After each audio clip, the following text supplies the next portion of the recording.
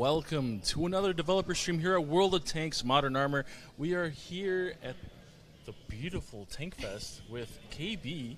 Hello everybody. As Tanksource has just mentioned, we are at Tankfest at the Bovington Tank Museum, and behind us in the background you can see the Vehicle Conservation Centre with an absolutely astounding amount of tanks behind us.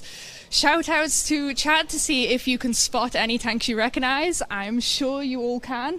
There are several that we've been around this morning just to take a look at and see what we could find. Yeah, definitely. We took a little stroll down there. We found a lot of treasures. So if you see anything back there, let us know if you can make anything out, and let us know in chat. But as we always start with every stream, pretty much, we should talk about the weather. Oh, right, the weather thing. I thought that was just a Chicago thing. But, yeah, the weather here, it's interesting. It's fluctuated a lot, hasn't it, these past few days? It's normal for you, right? It's very normal for us, yes. Okay. So when I first got here, it was very, very warm. And then it got really cool. So yeah, we hit 29 degrees. We were sweltering whilst doing prep work over the last couple of days. And then today we've had some really cool overcast weather, which actually has been really nice for us. That's as what we call here through the museum. Tanksaur's weather, the cool weather, yeah. See, I don't mind the hot weather, but sometimes it gets that little bit too hot, especially when dealing with tanks. Tanks. Speaking of tanks, we're here to talk about all things related to tanks. So what are we talking about today? We're talking about the wonderful FV 4005. And that's a special thank you to everyone who was in charge of restoring this tank. Special shout out to the Tank Museum and A.W. Hughes for doing such a great job in such a timely manner. Oh, they've done a fantastic job of it. We Absolutely. were out taking a look at it, I think on Wednesday, and it is incredible. And for everybody that is joining us at Tankfest this weekend, you can see it in the tank park and in the arena as well. Yes. And it looks absolutely fantastic. They've done an incredible job of restoring such an interesting piece of history. Yeah, when you look at, like you said, a piece of history, when you look at it in real life, it's definitely astonishing just seeing it, not just there, but like moving around and in action. Yeah, for a prototype tank as well, we never actually made more than two. So it is the last living piece of history of this development that we have. And it's absolutely fantastic to see it restored back to its former glory and able to move around the arena as well. So if you're there, you want to take a look at the Celebrating the Centurion part of the arena today or across the weekend. And it's going to be absolutely crazy out there once that tank comes out to play. Mm-hmm. And speaking of the arena here, I'd like to see in chat who here might be, with us. If anyone in chat's with us here, just let us know. Drop a little emoji. I've seen a few people say they're heading out for the weekend. Okay. I've also seen a carbider in chat asking if that is a Tiger II behind us. And it is indeed. It's the pre-production version of the Tiger II. And it looks very beastly, but I would say the Tiger 131 has a bigger, imposing presence about it, if I had to be perfectly honest. Okay, so I hear that you sort of like British tanks. Is that correct? I sort of love them. We were having a moment just off stream looking for some stickers for my phone case, and Tankstores here seems to have a thing for German tanks because every other sticker was a leopard. I love German tanks. What can I say? The first tech tree line that I went down was definitely the German tank line, heavy tank line. I got the E100. So my first tech tree line was the Leopard 1, which coincidentally is German. But when it comes to the more modern tanks, definitely the Challenger 2, the Warriors, they are absolutely fantastic. Is there any tanks that you found here that were also in our game that you enjoyed? Well, we have the Tiger 131. Yes, it might be German, but who doesn't enjoy taking that little Tiger out for a run? Have you seen the King Tiger? Yes, I have seen the King Tiger. I can one-up you and ask, have you seen the Jag Tiger? It was right next to it, so I did. Let me tell you, for those at home, those two tanks are massive. and they definitely wowed me. As soon as I walked in, I looked at them, and they were the size of a house. So I was blown away because when you're playing in games, sometimes you might not be able to maybe gauge exactly how big it is. You don't realize the size of right? those tanks. It's when we were stood next to the 4005. It's crazy just how big it is, because you look at it in game and it's all perspective. It's a much smaller scale, and then you look at it in life and it's like, oh, it's that big. Yeah, definitely. So I definitely appreciate that. This is my first Tankfest event here, and not my first time seeing tanks. No, you went to Aquino last year, didn't you? I did, and I'll be going again this year, hopefully. But not my first time seeing tanks, but my first time seeing a King Tiger and a Jag Tiger, and those things are massive. I'm so impressed. And the Tiger 131? And the Tiger 131 is huge too, so. I mean, there is something special about the Tiger. Mm-hmm. It's just one of those, again, it's a piece of history. Well, I feel like we have a little piece of content that we're going to put on our socials, but what did the Americans say every time they saw a tank? Tiger! Every tank was a Tiger. They saw one of those tanks, and it didn't matter if it was a Panzer or a Tiger. They saw a German tank, and they shouted Tiger because it had such an incredible presence on the field. A little bit for our viewers here, I think we're also running Twitch drops. We are indeed. So if you watch all of our 3-hour stream, you have several drops you can collect. The first one, after watching for an hour, will be the Tankfest 2024 inscriptions and the Tankfest 2024 emblems. And if you'd want more of both of those, they're available in store in the game now.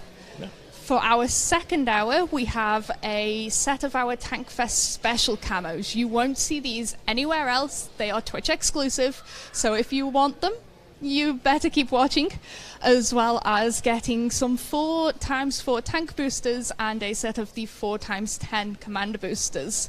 And for our third hour, if you make it through our entire stream, you will be getting another set of the Tankfest special camos and 3 days of premium, so that if you can't make it here to Tankfest this weekend, you can enjoy all the fun in game. Yeah, enjoy some fun and games, in your home. So grab a drink and strap in, because we're in for the long haul. We've got a long day. We've got plenty to be talking about, and let's switch it back to the 4005 because in game right now we have the Gate Guardian skin, which you can get for both versions of our FV 4005. You will see it in both the Cold War section and the World War II section. You can get for both of them in a bundle together, or you can pick your favorite version. You can pick our World War II version or the Cold War version, whichever one you want. Or both. I'm going to be making sure to pick up both. Yeah, definitely. So, as well as the skin and everything with the 4005, we also have a community challenge ongoing, don't we? Mm-hmm. Now, can you remember what we were basing the community challenge on? What is it? Who can run the D-Day mode the quickest? Was that it? Am I right? That was a couple of weeks ago now. Wrong script, my bad. Wrong script. It's okay. So, at the minute, our community challenge involves playing tanks from the museum's collection. So you can see the list of tanks on both our portal and in game. And you can play the tanks, you will be dealing damage, surviving battles, you gather points as a community, and you can all earn the Tiger 131 at 7.5 million points. Yep. So I know we did it before, and I know we could do it again. So as a community, let's get that rally going, and really start playing some of these. You sprinkling that magic again to get the challenge finished. We're gonna do it. We're gonna do it. I believe. You believe in the players. I believe in the players. So speaking of the players, where is everybody watching from today? Because I can see plenty of people in chat. So where are you all watching from? Right below you. No, that might be one of our CCs. Okay. No, I don't see any of them yet. Maybe they'll turn up in a bit. We know what they're like. So we have a shout out from Army Guy saying Oklahoma. I see Germany. You know what? My American states have just failed me. Well, hello Army Guy. Big shout out to you, buddy. So let's have a look. We've got Canada, we've got Scotland, we've got Nottingham. That's only a couple of hours up the road, you know. It's close. It's very close. How's the weather up there? Probably the same as here. Yeah. It's the UK. It doesn't vary that much. But no, today's been nice. We've had that nice breeze about as well. The overcast. The Yes. overcast and the breeze. Overcast and the Appreciated. breeze. We've not felt like we're absolutely dying of the heat, which we have done for the past couple of days. I heard last year at Tankfest it was mighty warm, so. It was Heat wave, record heat incredibly wave, right. warm last year. We were in the middle of a heat wave, so yes, I'm happy with this year's weather so far. Whether or not that it changes, well, we'll have to wait and see. The coast is a tricky business some days with the weather forecast. Is there any tanks that you look forward to seeing while you're here at Tankfest? I'm actually, chat's going to reprimand me with a lot of this, but I'm really looking forward to seeing the AVRE in the arena. So I will be spending a lot of time out there, especially for the Centurion section, because not only do we get to see the 4005, we're also going to get to see the AVRE as well. Right. And I know, chat, you don't always like the AVRE, but again, it's that little piece of history. It's a little piece of living history. And that's something that's surrounding us today, really, isn't it? There is so much history. It's like we're a 10-year-old game now, but the tanks behind us are 80, 90 years old now. They were running the Mark IV this definitely afternoon. timeless, right? Yeah, Mark IV was running this morning in the arena, and to keep that going for so long has been incredible. Because some of these tanks, most people would never have tried to restore them or keep them running for as long as they have. Right. What's also very amazing is the older tanks, right? Even like the World War I So the variations, Mark the IV, Mark yeah. IV, the Mark V. Those are definitely in fantastic condition here. Oh, incredibly good condition as well. You took a walk through the World War I exhibition this morning, didn't you? Oh yeah, we did, and just seeing the trenches and then the tanks that were used in those eras. They're like moving fortresses is the best way I could describe them. That is one way to definitely describe them. You don't really tell until you get up close and personal with some of these tanks just how big they are. And speaking of big tanks, we did see one of our community's favorite big tanks, the TOG 2. We have seen the TOG 2. It's almost a given that whenever we come down to Tankfest, we have to go and see the TOG, isn't it? Right. And what's it's pretty nice because you get a different perspective when you get to see it up close, where they have cutouts specifically where you could see inside like the engine room and the compartments where the drivers and the gunners are, and you can see how thick the armor is and all that stuff. So it's I mean, we were doing some recording there yesterday as everybody around me, I had both tank saws and Zots assisting me, as they were just like, stand next to it. You look so tiny next to it. It's a brilliant comparison. Right, it's like, just stand there, and you're standing there, and like the treads are like up to your head. And it dominates incredibly well in that hull. Yeah, when you think across from it, you have the Tortoise, you have another Challenger, there's another Chieftain in there, there's a Conqueror, and then you just have the TOG.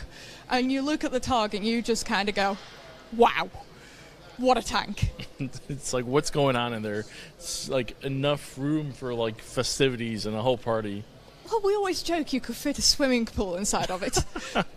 You can fit a swimming pool, maybe a canteen, and still have room for your entire crew to drive and operate the tank. Right.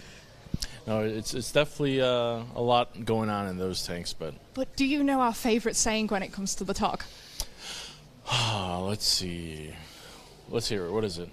TOG is love. TOG is life.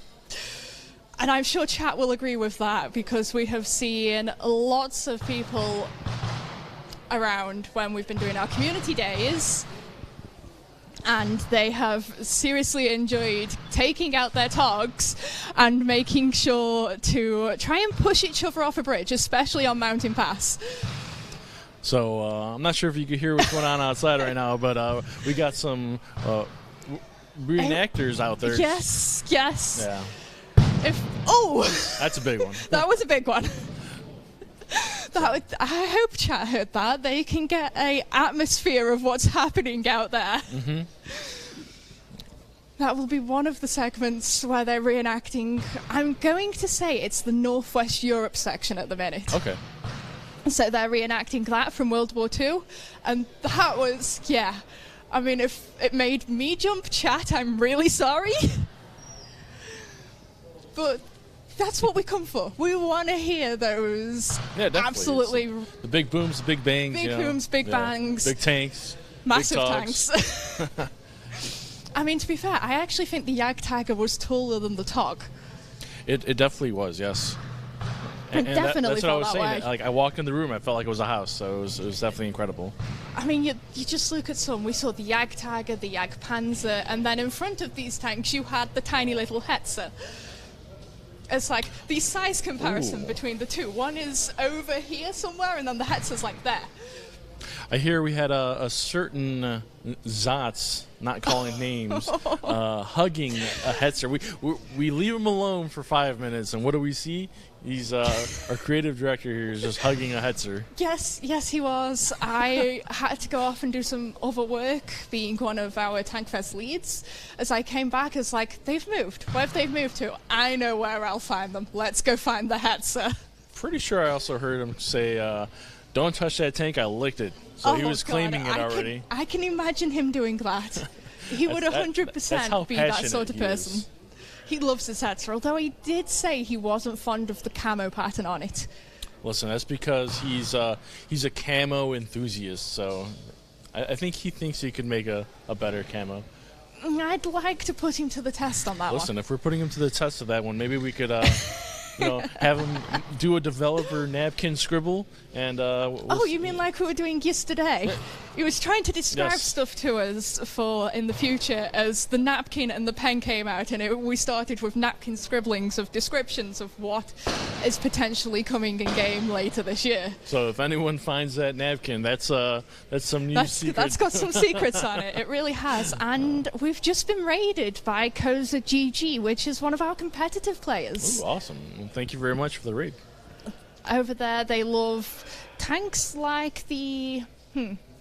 I know they like the 4005, but they prefer more of the Chieftains, the Centurions, something that can get in and really fight and take some hit points. Right, something a little more brawly. Definitely. Okay. Although sometimes they do favour the fast tanks on the competitive side as well. I've seen the EBRs taken out quite a few times over there.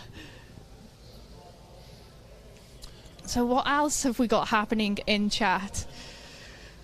We have somebody saying that the Tog was our first tank or aircraft carrier to drive on land. It's like, you could definitely describe the Tog as an aircraft carrier. Jeff Riker is saying hello to you.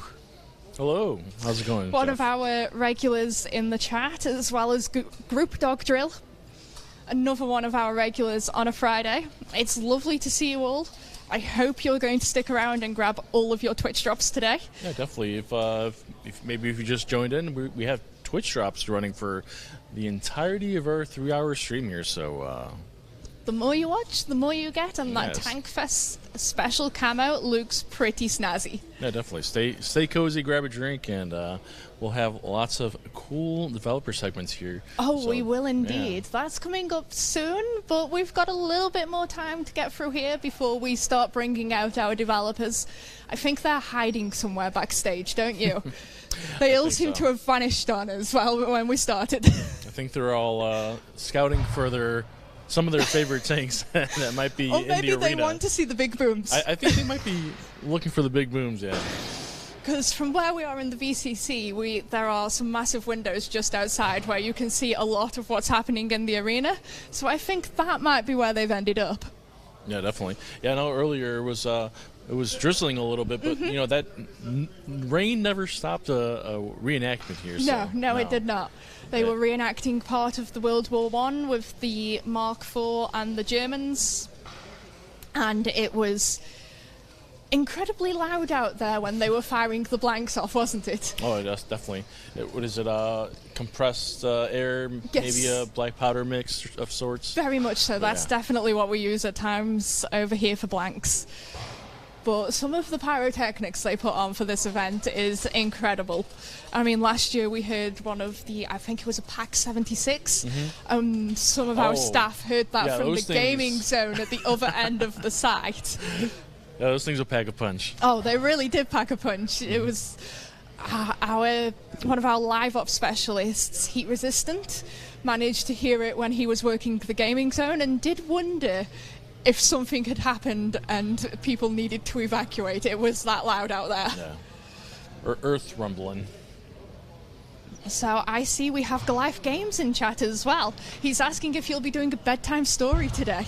We might be reading bedtime stories later, so we just have to stick around and find out for that. I know the chat does love your voice. For some reason, they say you're like a radio host. I'm the radio voice for World of Tanks. Hello and welcome to worldoftanks.com. You know what? If we started a radio channel, you would be the first on the list to be one of our hosts. Oh, awesome. I feel honored. Thank you. And I know our chat would love that. They're really giving it some in this reenactment outside, aren't they? Yeah, they definitely are. I wish they wouldn't jump scare me like that. Honestly, I keep jumping and it's... I wish we had like open windows to see what's going on over there. You know, maybe like spin the camera around. But that would have been cool. But unfortunately not. It's like we can see the garage doors. They're only half pulled up, so we don't actually see what's happening outside. We just get to hear all the noise instead. Yeah, definitely. Speaking of all the wonderful vehicles that are in our background here, we took a little stroll down there earlier, and we saw some tanks. There's what are some tanks that we saw? We saw the Strv. We did see an STRV. That's actually one of the tanks right behind us. I'm sure chat's already figured that one out. Yeah, we have a little video, I think, that we took out. So why don't we go ahead and jump to the video of the STRV and take a look real quick. Zot's here for World of Tanks Modern Armor. Behind me, we've got the Sturdswagen 103C, the S-style tanks that have the siege mode in game where you can actually level down. Really, you can see the angle of this thing and how low it is already compared to some of the bigger tanks we saw today. Putting this in siege mode really gives it that angle of depth and danger. This is kind of cool. Are there any details here? Look at, they got the extra water and or gas tanks on the side.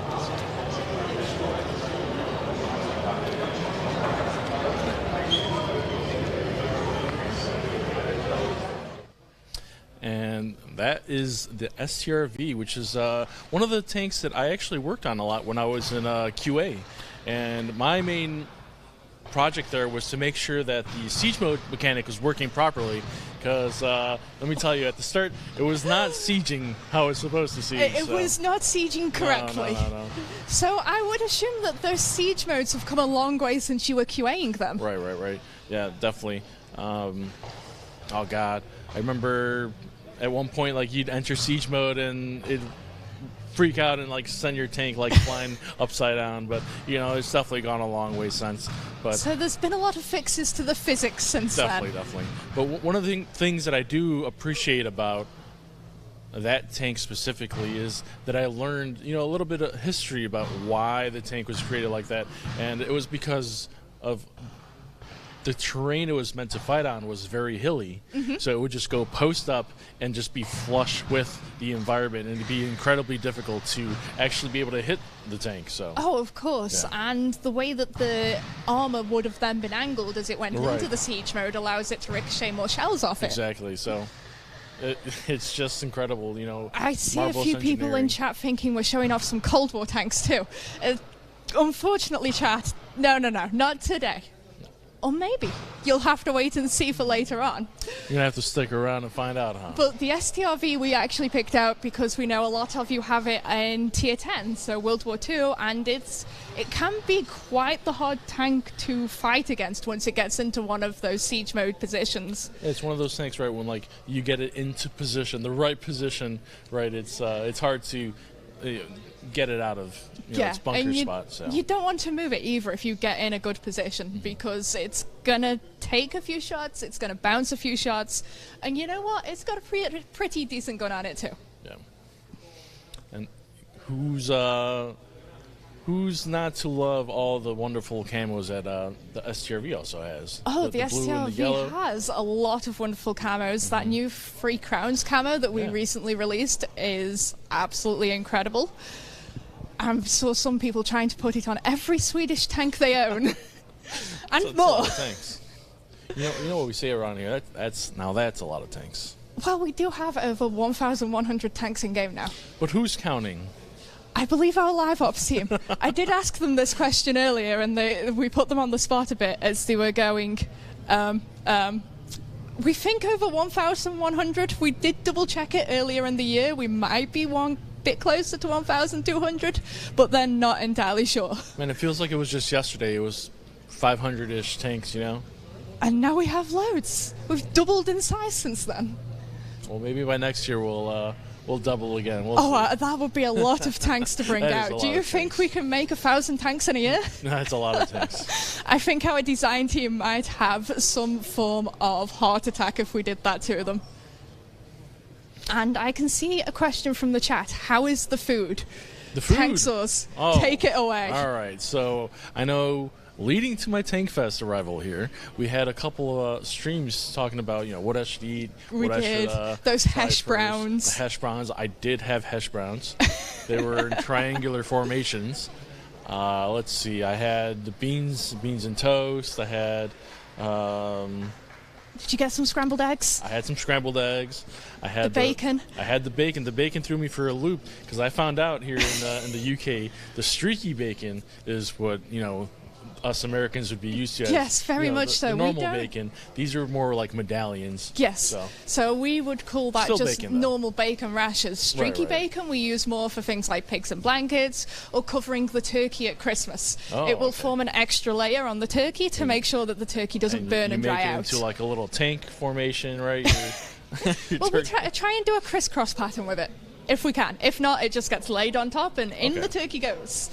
Let's see what else. We had I had fish and chips. I had malt vinegar on my fries, and I found out that they have a brown sauce that was mighty delicious. Reminded me of another steak sauce that we have in the U.S. So Sleeper Service is asking if you've tried Iron Brew yet.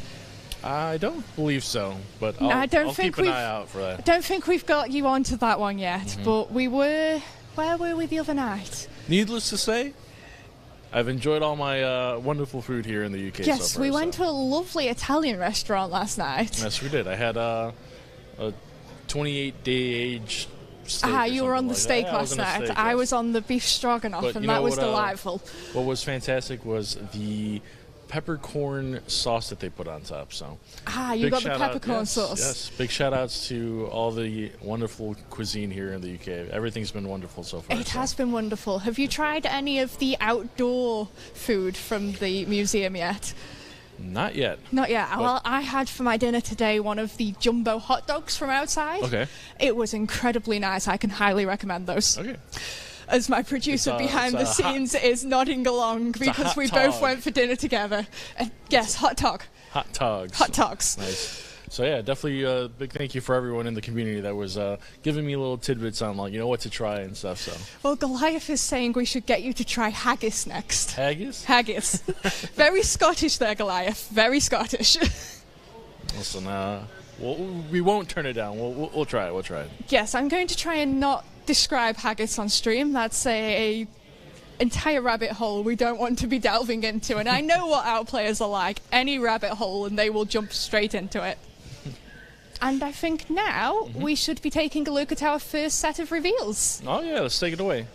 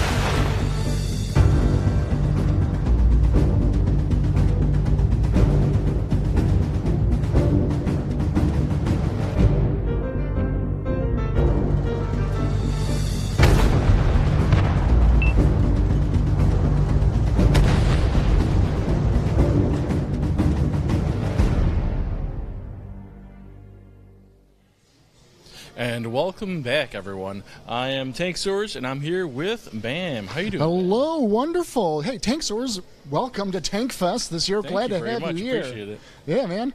This is what is this? Your second year now? Year number 2. Yes. Awesome. How's the second year been treating you so far? I honestly have not had a lot of time to explore the full museum just yet. It's been a very busy morning. We were meeting with a lot with our CCs and player meet and greets, checking out the game station. We do have the game running live. Players coming in, trying out the game itself. Thankfully, we're here all weekend. Going to have more time, not just meet with the players, but check out all the tanks here in the VCC, as well as going through history down in the museum. I also have yet to check out the arena myself, because that to me was the highlight of Tankfest to me last year, and I'm sure to thousands of all the attendees as well. Definitely. I do also look forward to checking out the arena myself, so hopefully I'll have a chance this weekend to take a little stroll and maybe check out some of the tanks down in the parking lot over there. So yeah, that's a fun part. Going into that little staging area before they roll the tanks out into the Kuwait arena, get up close and see all those tanks, and you can talk with some of the crew members. They'll be driving them around. Very exciting stuff. Now I know you guys, as you were going doing the intros in the segment here, you guys heard a lot of pops, gunfire. some of those scared me. We like rush, like, oh, what's going on outside? What kind of act are they doing right now? Can you report I back can fill on you in a little bit? Yeah. So I took a was sneak peek, but I knew I had to kind of keep an eye on where you guys are at to make sure. I know I'm going on screen here very soon. But they brought out the M3 Stuart, and they're kind of fighting off against German infantry forces. We also had some UK forces pushing up on the trenches a little bit. So that at that point, I kind of came back in to see how you guys are going. And also, I heard some really loud booms. I'm like, that was a Stuart?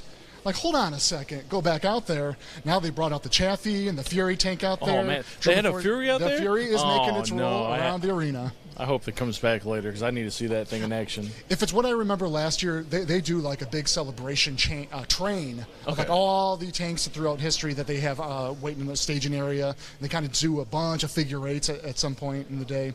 And again, we have all weekend still. Awesome. So definitely look forward to looking at that. And make sure to check that out if you're in the arena yourself. Yeah, come say hi to us. Go play some of our games because we have the game station, like you said. So yeah, and can we talk about this upgrade of a stream space here? No green screens. No green screens. No green screens. Wait, no. Unless no green screens. No, there's nothing back there. And yes, we do have. Okay, good. I can actually point to the right tanks this time. Am I in your way? Over here, I saw it called out in the chat. Yes, that is a King Tiger right down here. And I was commenting like, it's too bad we don't have that turret spun 180 degrees with the barrel pointing up. That thing is amazing. Yeah, actually, it's a beast down there. I haven't taken a look at that thing from up here, but yeah, it looks amazing. And then also, right over here, with another popular one, a little paler, but it's back there, maybe a little bit blurry too. KV-1, T-55 Enigma. Well, my head's covering that one. Right there. And plenty of Centurions, Challengers out there. The list goes on. Awesome. Yeah, the amount of tanks that are down there in repair are fantastic. Just go down there and spend a whole afternoon. Yeah, and they arrange it all in rows. I don't know if you can see the people kind of walking around. Yeah, you can see people in the background. You get to be up close and personal, going down all the rows and seeing all the tanks right up and close, get all the pictures you want. Definitely. Yeah. Mr. Bam, you know the drill.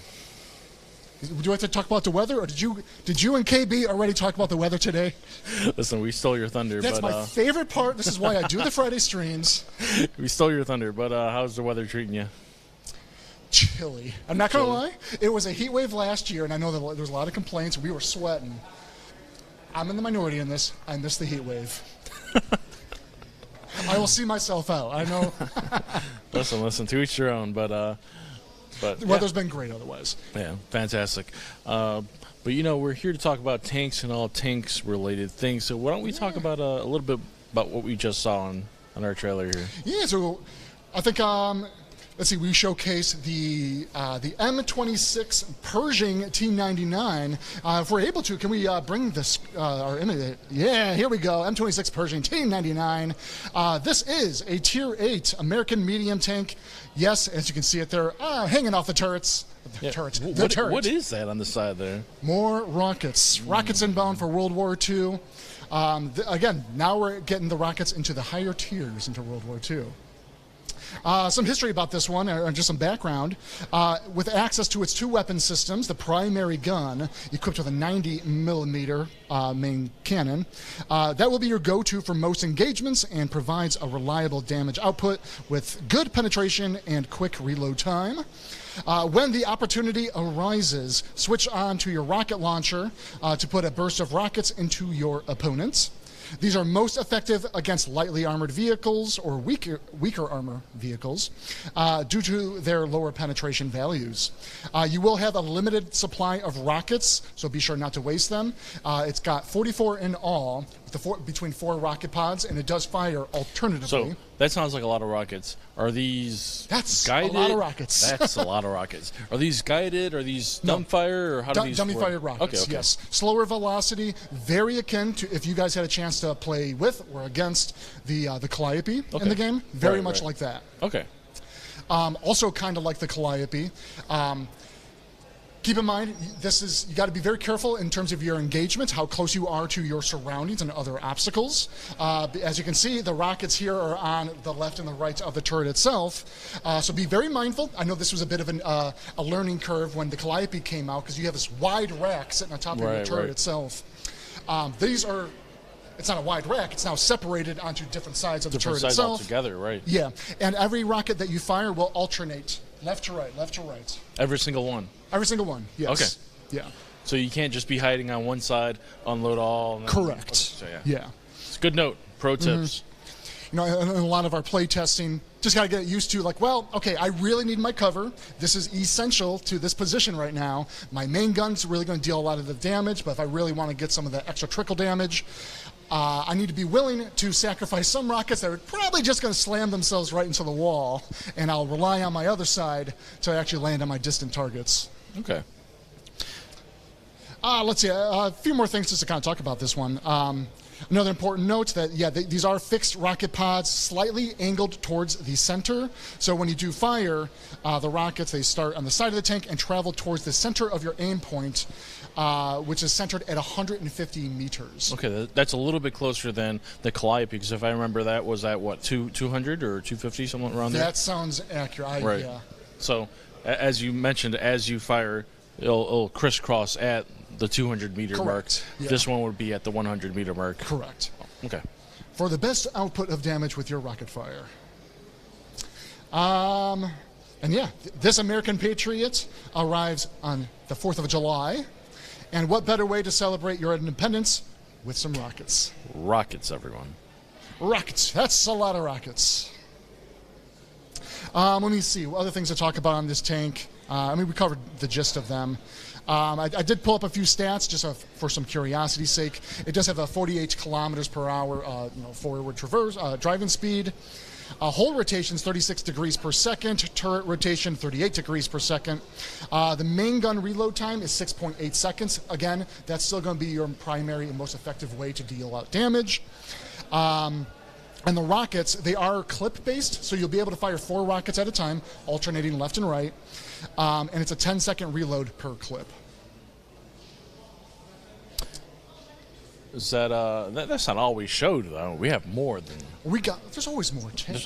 There's always more tanks. So that was for our World War II fans out there. We do have a treat for our Cold War fans. And this one, also near and dear to my heart, for myself as an Abrams lover, the XM1, let's cue it up. I think we have, there we go. XM1 GM, this is an Era 2 Western heavy tank. Look at that sleek paneling. Sleek paneling. Some history on this one. The United States remained interested in developing a new main battle tank that would prove formidable against enemy armor. In 1973, both General Motors and Chrysler Defense replied to the U.S. Army's request for proposals for the XM1 tank project. GM's proposed design used a diesel engine, while the Chryslers incorporated a gas turbine engine. Although GM's diesel engine was most cost-effective, Chrysler's design ultimately was accepted for production in 1976 and later became known as the M1 Abrams. As the BAM-mobile. The BAM-mobile, yes. So to me, playing this out in the game, it's an Era 2. It's like finally having an Abrams tank in the Era 2 matchmaking ecosystem. It's definitely something that I would enjoy playing. Yeah. So. And unlike the Abrams, this does have a better reverse speed. You know, that's part of the counterpoints and balance to a lot of these tanks is make sure that, you know, okay, if you're going to be very top speed, where's the kind of takeaways to balance it out a little bit. If there's one thing that I have to really get used to is falling back from battle in my Abrams, but I am always the kind of one that keeps my frontal armor facing the front lines. Keep it facing the front lines. Yeah. To absorb most of the impacts, but it's funny that you mentioned the reverse speed because when you were talking about the M26 here, I was gonna joke around and say, okay, but what's the reverse like? But yeah, actually, the X1 here does have a formidable reverse. Right? Yeah. So helps you get in and out of battles when you need to. And I'm the kind of player that loves. I enjoy reversing in battle and steering really well in between obstacles and whatnot, and having a fast getaway vehicle with high speed like that really works out. Sometimes you have to make that very hard choice decision, like, well, if I really need to get out of here and I have to rely on my forward speed, then I need to literally turn my chassis around, reveal my weak points, and then get out of there. You never want to do that. You never do, but situations sometimes call for certain action, right? Let's see. What else do I have here? And that's the XM1 GM Era 2 Western Heavy Tank. Well, that's not all, is it? We have more tanks inbound. Okay, and then our final reveal here today, the ERAC 105. Awesome. Tier 8 French light tank. This amphibious reconnaissance vehicle project from the French Engine de Reconnaissance began in the early 1960s. The current prototype was built in 1963. The vehicle had a low weight with considerable firepower and could overcome water obstacles. Among the advantages was a rather high cross-country ability on mud and snow, and the aluminum alloy hull provided better protection than most amphibious vehicles of that time. But caveat, no, it cannot swim. We do not have floating tank mechanics yet in World of Tanks Modern Armor. You took the words right out of my mouth. I was going to ask you, but can it swim? No, it cannot. If we did play around, I think we talked about this on stream some time ago, we did play around with a concept because we had some tanks with buoyant abilities, right? Right. Ultimately, a design we walked away from. This would have made an excellent candidate for that. Some other good talking points on the ERAC 105 Proto. My first foray in our internal playtesting with it felt much more like a very sneaky TD. Okay. It has high alpha damage output. At first, I thought I was playing a tank destroyer, and fairly good still concealment. And I know we have a bit of a low angle in the shot here, but that is actually pretty good angle for its front hull armor, which provides excellent gun depression as well. So this makes great for high advantage points to kind of fire down onto your enemies. It's got a longer reload time, and its aim time, dispersion circle, can really pop. Whether you're moving around a little bit or anytime you take fire. So that's kind of the drawback. You've got to be aim for precision shots, be very patient with this tank, and the payoff is excellent. Yeah, it's definitely nice having the ability to aim a little bit lower, right? Because like when you have to move forward and like reveal more of your tank, then it makes you a little bit more vulnerable. So exactly, yeah, it's definitely nice to have something like that. And then definitely, trust the RNG. And the accuracy, but this is definitely a tank of sitting in position and sniping from a distance. Do not recommend auto aim and firing on the move, but hey, to each their own. You might find some success if that's the way you like to roll. So there might be some new strategies that our players will teach us, right? So, I know Zatz, he will be joining us on the stream later today, and maybe right after this segment. He was also a big fan of this one. We were playing in a match on Arctic region. Right. Could not find him. He took place, if you guys recalling the map, of course, if you're spawning on the south side team, you cross over some of those, they're not hedgehogs, the dragon teeth. That's in the map terrain itself. There's a nice little hill that leads you to a very good vantage point looking toward the center of the map. Zatz, who's actually eyeballing me right now, I feel like I'm reliving that moment in the match. He had a very nice position. He was never detected, never spotted. Like I said, the still concealment on the ERAC, very good. You sure he wasn't playing the Revenant? Yeah, maybe. Yeah, maybe we added some abilities. I don't think so. But he was getting some good pot shots from a distance, and I believe we never even found him toward the end of the match when they took victory. Awesome. So look forward to the ERAC Proto. So how's your Tankfest experience been so far? Has any tank wowed you, or tell us a little bit? Tiger 131. That was the one. I said it last year. I became much more of a Tiger fan after learning the story and the history of this tank, seeing the history of the tank and how the British have acquired it because the turret got disabled, right. In combat.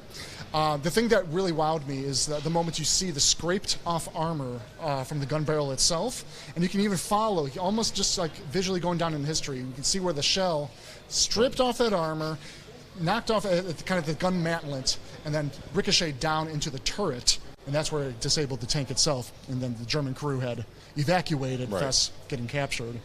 So I still have a great appreciation for the Tiger, as does most players, but that was kind of the thing that really set into place for me. Last year, I ended up buying the Kobe brick Tiger model. I put it on stream.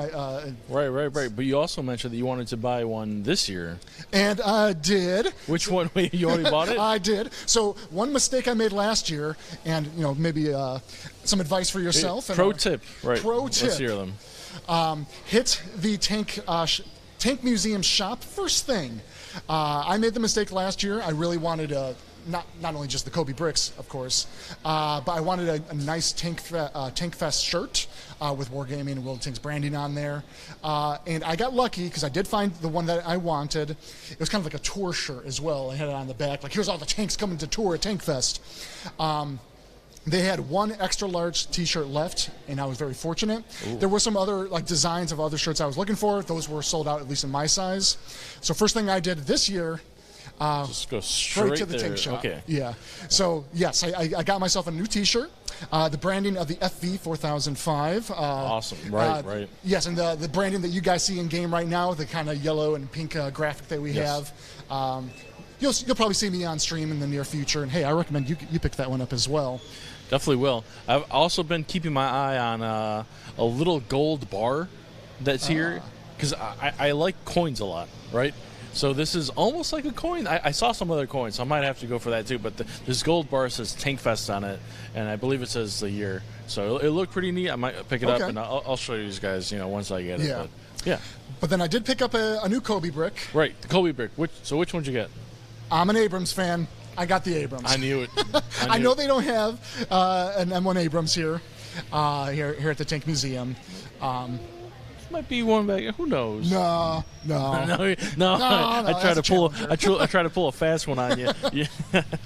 It has some of the same sloped armor. It makes you think twice, but had to take a closer look. It was a Challenger. Yeah. Looking forward to putting that Kobe brick together when I get back home. Yeah. Probably bring that one up on a later stream as well. Awesome. And just a reminder to anyone who may have just joined our stream here that we do have Tank Twitch drops active. So if you're watching anytime now until the end of the stream, which should be 3 hours entirety, you'll be eligible to get some Tank goodies in game. So, maybe if you weren't able to actually make it out to Bovington this year, you could still get some of the fun at home. So awesome. Yeah, definitely check that out. And it sounds like a new tank demonstration is happening outside. Yeah. It sounds like a beefier diesel tank going on. I don't know which one it is, but be ready for some maybe heavy gunshots. Yeah, we might hear some big booms on the stream here. You had a chance to get up and close with the FV4005, yes? I have, and it is mighty impressive. And just the restoration work that everyone, all the attention to detail and patience that everyone has here to, make sure they have, the vehicles that they have here in such pristine condition is definitely amazing. So I'm envious because I have yet to get. I've seen the FV from a distance, and of course some of the restoration videos and just content online. Have yet to get up close and see it. Last year when we were here, we did get a chance to see it, but when it was still kind of in its place toward the back of the museum itself, and in its kind of damaged state. So really curious to see, how well the job that they do up close. That might be what's rolling around out there right now. I mean, I feel the floor rattling. It's a bigger guy out there. It's definitely a bigger guy. She said it's a PZ1. Oh, the power, raw tank power of the PZ1. Gosh, I don't know what to expect when the FV comes rolling around. All right. It's amazing. Yeah. Let's see. What other tanks do you look forward to seeing here today? Let's see. The Fury. Always a fan of that one. Like I said, and I recommended this to you and those that are here, I suppose. Check out the staging area. You get up close with all the tanks that they roll around in the Kuwait arena. So that was my opportunity last year to get some pictures with the Fury itself. So I want to drop by and do that again, of course. And definitely for those who aren't here this year, our friends at World of Tanks PC will also be having a stream here. I believe they'll be streaming over in the arena itself, so you could actually get a glimpse on that. So they have their live stream happening inside the arena? I believe it's over there. So yeah. Oh, okay. So I think PC streamed here last year, maybe. Was it this? I think you might be correct. And we were in the gaming center ourselves last year. Right. So this to me was like, oh, this is a nice upgrade. Next year, do we get to go out into the arena? It's loud out there, and I'm throwing it out there. Listen, we'll ask. We'll see. Yeah. Never say never, right? Never say never. So. It would have been great if we had an extra camera that's watching the action outside. All right, so let's go to reporter KB. Let's check on the action in the Kuwait arena. Who's rolling around the battlefield now? KB just running around, yeah. Listen, write this down on your notes, and we'll get it for next year. For next year, okay, Yeah. Okay. Definitely. Sounds awesome. But I think we spotted a little bit extra, a little something else when we were watching the trailer. Do you know if we saw anything else? Maybe a commander of sorts? That's right. There is a new commander. I thought I got to the end of my notes. Finally, yes, meet Mary Mignot, a French partisan commander coming to World of Tanks Modern Armor. Yeah. So. And she'll be dropping into the game very soon. A little sneak peek there. All right. How's your food experience been here? I know it's, okay, we want to talk about that. Yeah. Okay. Yes, our dinner last night. Okay, I already made it clear I was a fan of the heat wave last year, and I was pretty comfortable, despite the fabric of these shirts last year were a little bit heavier and harder to breathe. The new these new polos that we have this year, very breathable, very comfortable. But I do have to admit, with the cooler weather that we're experiencing here in Bovington this summer, not my jam. But anyway, we're talking about the dinner. I also got the beef stroganoff, and really loved it. That was really good. But by the time the sun had more or less set, it got very chilly. It's very windy. Very, very windy. I was in shorts. And yeah, I was shivering out there. The restaurants, which I'm forgetting the name, Da Vinci's. How did I forget that? Were very kind enough to bring out some blankies. I'm not going to call them blankets because I'm going to say it like it is. I was a wimp and I got a blankie. Listen, it was cold out there. It was cold. Yeah. So I was all bundled up and finishing my dinner and drinks. So, but it was a great experience, catching up with a lot of colleagues across seas even that we haven't seen in a long time. Have you tried any of the delicacies here, like the beans on toast? Beans on toast. I have not. For breakfast. You didn't have it for breakfast? No. All right. Well, no. tomorrow we will know what we're having for breakfast. I had the lovely Holiday Inn Express continental breakfast. Oh well, listen, they have the beans. Scrambled eggs and. They had the beans there. Okay, I passed on the beans from there. Okay, well, I thought. All right. Well, we'll get them. We'll get them. Don't worry about that. But.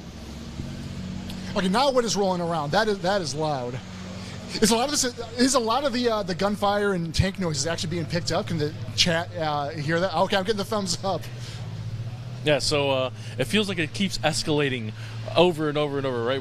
First we had what you said was ginormous. Now we have something that's their ginormous. curriculum, yes. Right. So early in the day, they run through a lot of World War I and some reenactments. Right. I'm not sure if they brought out the Mark I, the Centennial tank. That was their, yes, okay, I'm getting some nods. Awesome, I missed that.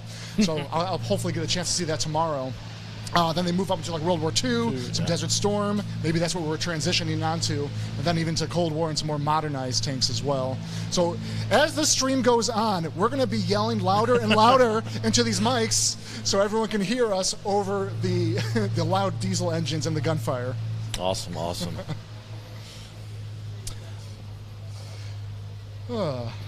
So, will you be riding any tanks out there? Am I going to see you like waving some flags around up there? Tank Museum staff, if you are listening, if you are here, it is a pipe dream, long dream of mine to say I have ridden in a mobile tank. Like it's actually dry. I don't want to drive it. It doesn't even have to be an Abrams. It doesn't have to be an Abrams. Give me one of those little ones. Give me that loud Panzer I that just drove by.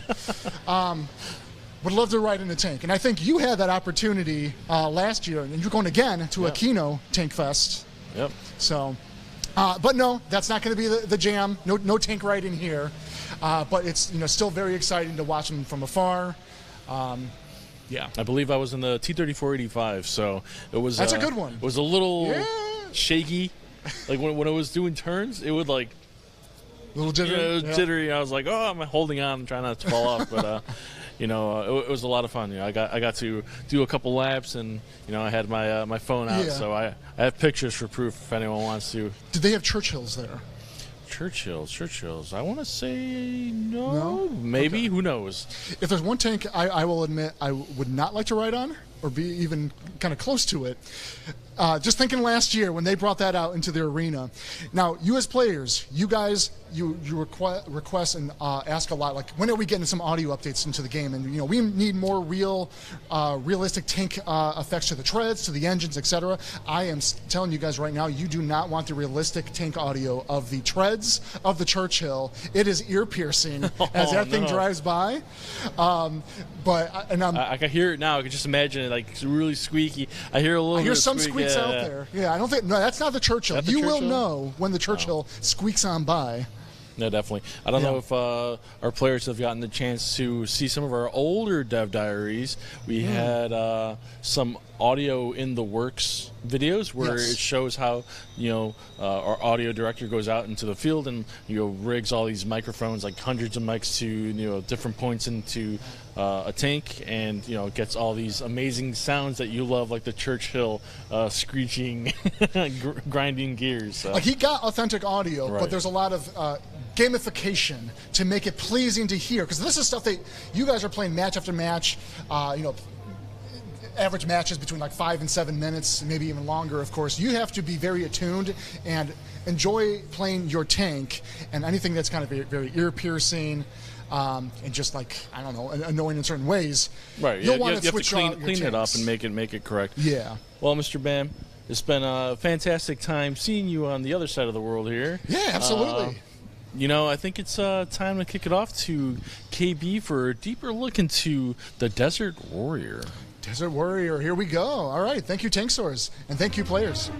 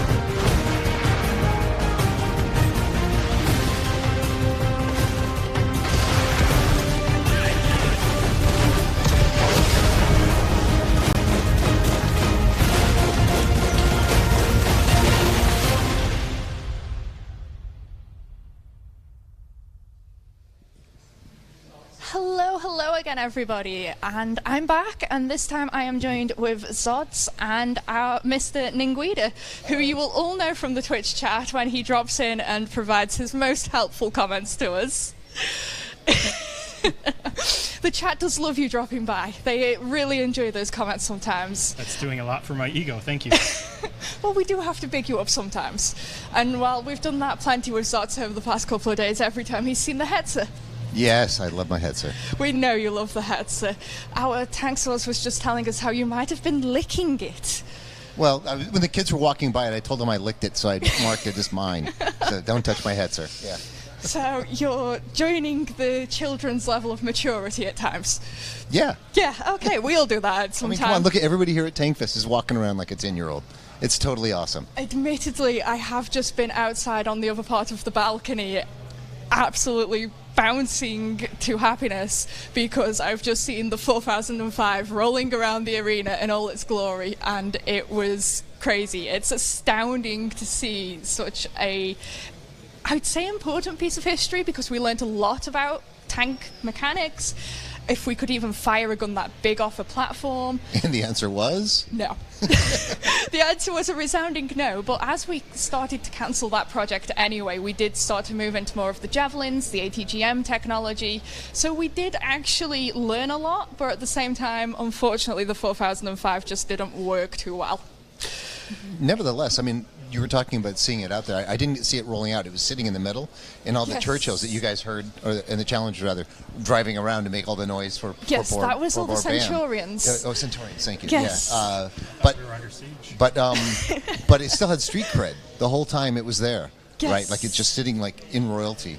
It's one of those tanks that just overwhelms the area. Have you seen it yet, Nguida? I have not seen You it have yet. not. However, what really struck me about those reenactments was even the most smallest, most modest tank, you know, something that might be like a tier 3 or something, was so formidable when you see it at the human scale. Mm-hmm. These big, just indomitable machines. It's incredible. Yes, even the littlest ones aren't really that little, are they? Not where your infantry. Now pitch hitting for Pedro Barbon. It's because we want the entire VCC to hear us, of course. Yeah. But anyways, we were actually going to talk about the Desert Warrior and the history of that tank, considering we also have a Warrior 510 that will be hitting the Warrior as well. Well, there's actually, Warrior, I don't know if you hitting can. the arena. Yeah, you see it right behind me. You can kind of see the angle of it over here. Yep. Somewhere over here. Camera left. There's actually a Warrior down there. Now, the Warriors, I believe, were come out of production about 1995, but in 1993, the Iraqi government ordered a bunch of them. The Iraqi. Oh no, I'm sorry, Kuwaiti. It was the Kuwaiti. Kuwaiti government. Yes, our allies. So they ordered about 254 of the Desert Warrior version of the 510. Right. So it's got the 25mm Bushmaster on it. Mm-hmm. It has the two-tow missile ATGMs on it. I imagine they swapped out the teapot Moiler for air conditioning? Oh no, we probably had both. We are British, we love our tea, we need to make sure we have tea in our tanks. But yes, it had the extra armor protection as well for the desert environment. Yeah, also up-armored, exactly, for the battlefield. Mm-hmm. And this is an Era 3 light tank that's just come out. Yes. And we have bundles on sale, I think, for Tankfest. We do. You can get the Nemesis So MBT you can get the Nemesis and the Warrior, or you can pick up the Warrior by itself if that takes your fancy. All of them are available in store, as Nguida's said. But I believe you worked on some of the systems for the multi-weapons. I did, yes. It came to me in a dream. What if a tank could shoot more than one gun?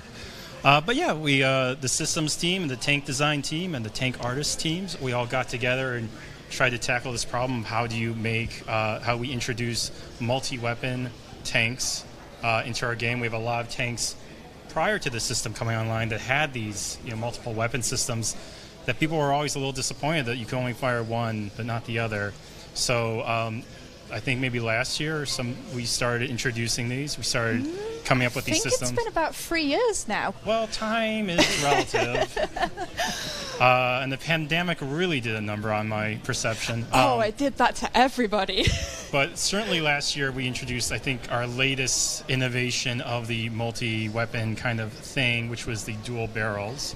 That was, that was Black Friday, wasn't it, with the Object 703? Possibly. Again, time, I don't know. But they're in the game and they're wonderful, and they were a big hit with players. So They were indeed. yeah, and so the Desert Warrior is one of these tanks that has 2 different weapon systems. It has the auto cannon, the 25 millimeter that you mentioned, and it also has 2 tow kind of alternating launchers. Pretty exciting. Yeah, I mean, we call everything in the game tanks. We right? do, but even though it's infantry fighting technically... vehicle. But when you look down here in the sense of the scale, that Warrior down there is bigger than a Sherman M4. It is, Right. and you it can has a see the presence to it. panhards next to it, Yeah, and it's massive. The panhard looks tiny compared to a The Warrior. Panhard is tiny. It's a little sports car. It's absolutely adorable. Sports tank. Yeah, sports tank. Yeah. Right, so that means that I'm now officially requesting some sport variants of all our tanks. We'll start It's with the got panhards. fins on it or something. Racing or- stripes. Yeah. That would be incredible. Let's do it. Well, I did notice when I was walking around down here, a lot of really incredible-looking wheeled vehicles, armored, Yes. and they look so beautiful, including one that we have in the game right now, the Panhard, right? Yes, we have both. There is the EBR 90 and the EBR 75 down there. Yeah, it's so crazy seeing these tanks in real life. I wish you could see it too, because a lot of these, you look at it, and it's like, this is so familiar to me from the game, like, because they are modeled so accurately. And you look at it in real life, and it's like, oh my god, it's like toys come to life. It's just incredible, and the Big scale toys. again. Yeah, big toys, big toys come to life. And again, at that human scale, Right. you get really this appreciation for how massive even the smallest lights are. Yeah, absolutely. Speaking of toys, I believe you're to blame for our little visitor on the table here. Yes, this is Toggy the Tog too. A wonderful piece of merch available in the Tank Fest store right now. Come on down, pick it up. I get a commission off of everyone that's sold. No, he doesn't, chat. No, he doesn't. She doesn't know. She doesn't know. I have points on the back end. But yeah, and there's all sorts of fun stuff in that store. Did you have a chance to look around? I have spent quite the fair amount in that store already. I've got some new books to take home. I also picked up a little Tog. I have the Tiger 131 variant. I have the Tankfest t-shirt and more. Yeah, there's definitely more. Yeah. I go into that shop and money starts burning a hole in my pockets. So you come to this event and you actually, even though you're working, you leave with less money. 100%. Yeah, like 100%. the I did paycheck it you last just got year as paid well. is actually going towards this. Yes, Okay. very much so. Rightly My so. collection of tank teddies has just increased by 2. Might increase by a few more before the end of the weekend. Plenty of time. One of the things that I like about the Tank Museum here, I mean, other than the tanks, it's all the research that they do on things and all the histories that they there's give you loads, behind isn't it? Yeah, you were talking about the store. I picked up a couple of books because we're working on events like the D-Day event. We want to see more events coming up following, so I was grabbing more books for research on events that I'll talk about at some point when we start getting them going. Yes, I wanted to go and look. They have a tent set up the other side of this building where there is a lot more books on offer. Yeah, I haven't so hit half I of it. need to go in there and take another look and just see how many more I'm going to add to my collection before the end of the weekend. I think last year I took 7 books home, so whether I beat it or not is a different matter. I just really hope now that my family aren't listening I'm gonna and have to buy hearing another this in suitcase chat. if that happens. Yeah. Yeah, I'm just hoping my family aren't in chat at the moment because they also play World of Tanks. Oh, excellent. Yes, we have a setup for night times where there are 3 screens, 3 Xboxes, and we all sit there, chill, and play games with each other because we are a full-on gaming family. Do you guys clan up? No, so I'm actually in our wargaming clan. Those two at the minute don't have a clan, but I believe one of our CC's Petty keeps trying to get them into one. Neat. Do you So- ever end up in the same match, like against each other? Yes, that has happened. That's Okay. also happened on stream before, and they you always stream gun watch? for me. Well, they stream watch and try and get me, so I try to get them back. And usually if I Brinksmanship. spot them, I will call it out in chat and be like, right, chat, protect me, please. Because as chat knows, sometimes I YOLO a bit too hard. It's tempting, the call of the void. Yeah, it is. I don't see them on chat at the minute, so I think I'm safe. But I'm fairly sure... Oh, wait, no. Rugby Mum is there and saying we're out of space, so you didn't hear any of that. Pretty sure they did. But that means Seb isn't in chat at the minute, so we're good. If Seb shows up, then we're in danger. But no, so back to the Desert Warrior. Do you know why they changed to the 25mm over the 30mm? I don't know. That Bushmaster's deadly. It's got a great rate of fire. And it's because of the accuracy Yeah. and it being stabilized. So the 30mm isn't a stabilized gun. Sure. The 25mm is, so it provides that extra accuracy. And, well, sometimes you need that when you're out in the desert. Yeah. That terrain, shifting sands, Shifting sands, Better moving to- dunes. have maybe less calibrage Calvin, sure. We'll go with that. than but be more accurate than have it a lot and be missing constantly. Yes. I'll tell you what I like about it is that I have it with my Sturdsforden, my Weasel Hunter. I've now got the Desert Warrior. I have a brace of Weasel Hunters that I really like working with. Okay, so the Alvis Stormer, the Stridsforden, the Desert Warrior, or the Bradley? Which one would you pick if you could only keep one? If I could only keep one, I don't know yet. I haven't actually raced my Bradley around enough to actually call it. Now, as an American, I would, yell out directly the Bradley because it's. Yes, I'm fairly Yes, sure our yes. Americans in chat are going to be calling out Bradley right at this moment. Absolutely, yeah, absolutely. So I'll play the favorites and yell Bradley, but right now I've been running the others too. Yeah. What about you, Inguida? What would you keep? I would keep the Desert Warrior in stores now. WorldTanksModernArmor.com. You are having way too much fun today, aren't you? Money, please. After the stream, mister. After the stream. Speaking of, is that a corporate shirt? Yeah. I hadn't realised what you were wearing. Oh, that's incredible. Where are yours? A corporate yeah, shirt apparently we of didn't get 'em- just apparently we community didn't get 'em manager yet. setup here. Oh, Full on dress code. I was wearing jeans earlier, so I'm a little bit smarter. yeah. Well, a guy showed up in my hotel room last night and said he was from corporate, told me this was the new outfit, and so I'm supremely disappointed to find out that was a lie. We love Stephen, though, don't we? And We chat do. loves him too. Believe in Steven. Stephen will always be with us. You have a special place for Stephen, though, Yeah. don't you? I do. I named him Steven. And it came to me in a dream also. The way all of these things should. I sleep a lot. Movies. Yeah. You get a lot of dreams giving you ideas. Yes. And it was supposed to be a temporary name because I couldn't think of a good name. I was thinking like Al or Alan or stuff like that, but everyone's done that before. And so I panicked and wrote Steven in quotes. And then like a day before it was going out to the shop, essentially, we're going to be live. I was like, it can't go as Steven. I changed it to something like Zorblaxian Invader, or like he's a warrior from a distant planet. And the amount of hate messages I got from people that I work with and trust that I thought were my friends was staggering. I had to reorient my whole worldview based on some of the stuff that was said, so I quickly renamed him Steven. And he's gone out, and he's the most popular alien of all time, I think. Eclipses E.T. So we could take a quick look to see if any of those colleagues are actually in chat. If I pull it up I here. like how you have this at your fingertips. I appreciate so we that. have Carbide and Lady O in chat. Yeah. Were any of those two telling you we I should don't- name him Steven? I don't name names, but yes. But it's lovely to see Lady O in chat. I know the Twitch chat loves seeing her pop in sometimes. So hello there. I hear it's early in the morning over in America. So thank you all for getting up. And making sure our chat stays on schedule as well. We love So now- schedules. We love a good schedule. Don't remind me about time. And speaking of time, we should take another look at that reveals video, and then we'll be back to talk more content that's coming. Awesome. I love content.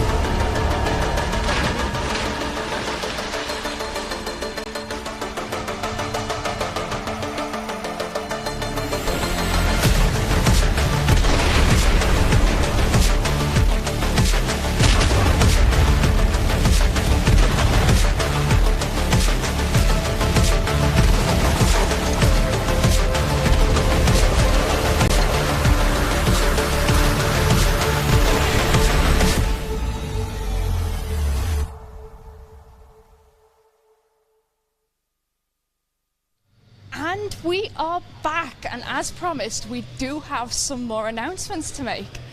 I think our Twitch chat is going to be incredibly happy with our first one, because this is a very heavily player-requested item.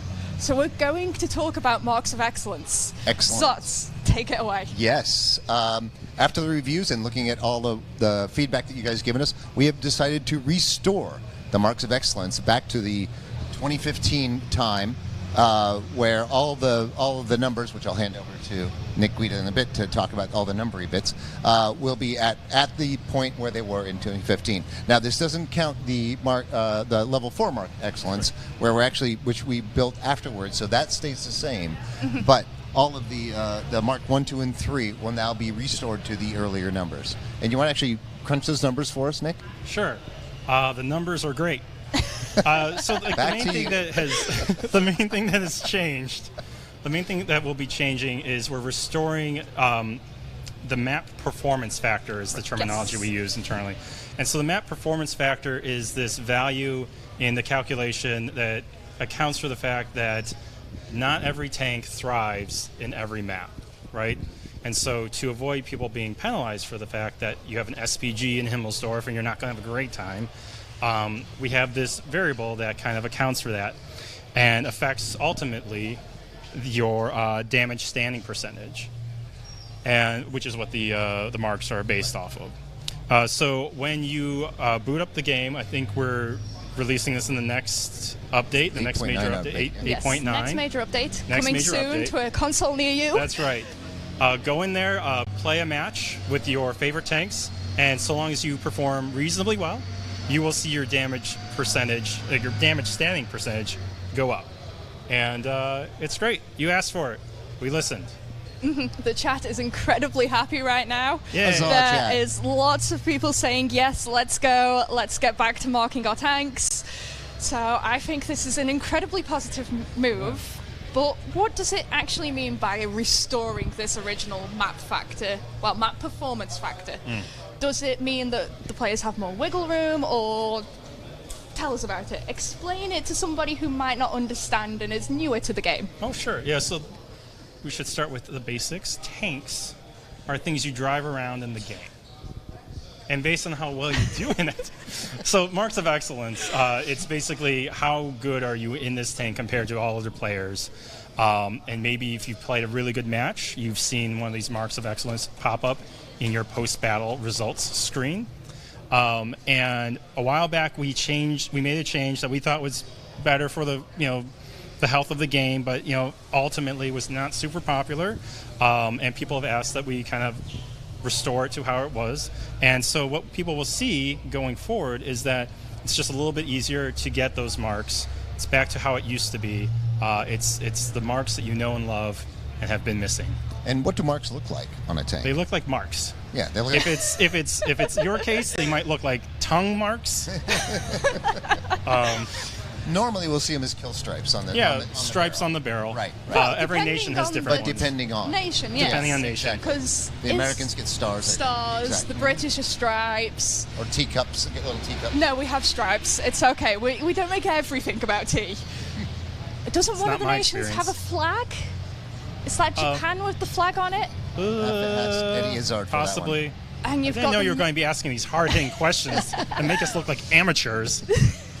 Well, I do play the game I like, quite often to pick them back up. I like the German marks. I believe it is the German marks that they do like 2 or 3 stripes per. Yes. Like I don't know if that was to make them look cooler. Yeah. Well, is that a 3 mark or a 1 mark? I'm not sure. Say true about the Germans Germans. always They have wanted to look sexy cool. tanks. Yeah. Yeah. Bit of bias there, maybe, Zots? With your Hetzer? Maybe. No. He's been Not talking biased. about that It's an Hetzer aesthetic. He loves his Hetzer. all Will weekend. you be attempting to mark the Hetzer in game? Or do you Yes. not No, think you're absolutely. at that level No, yet? absolutely. No. Yeah. Because I've only ever actually marked one tank, and that was the T95 E3. I did it quite by accident, because when Cold War don't admit released... that. Well, I played the tank a lot, and it was quite by accident. I didn't even realise I'd got that close to the percentage needed. And then suddenly this mark showed up on my barrel, and I was like, oh, I did that. I did that. I don't know if that's like a humble brag. Oh, it's just so casual.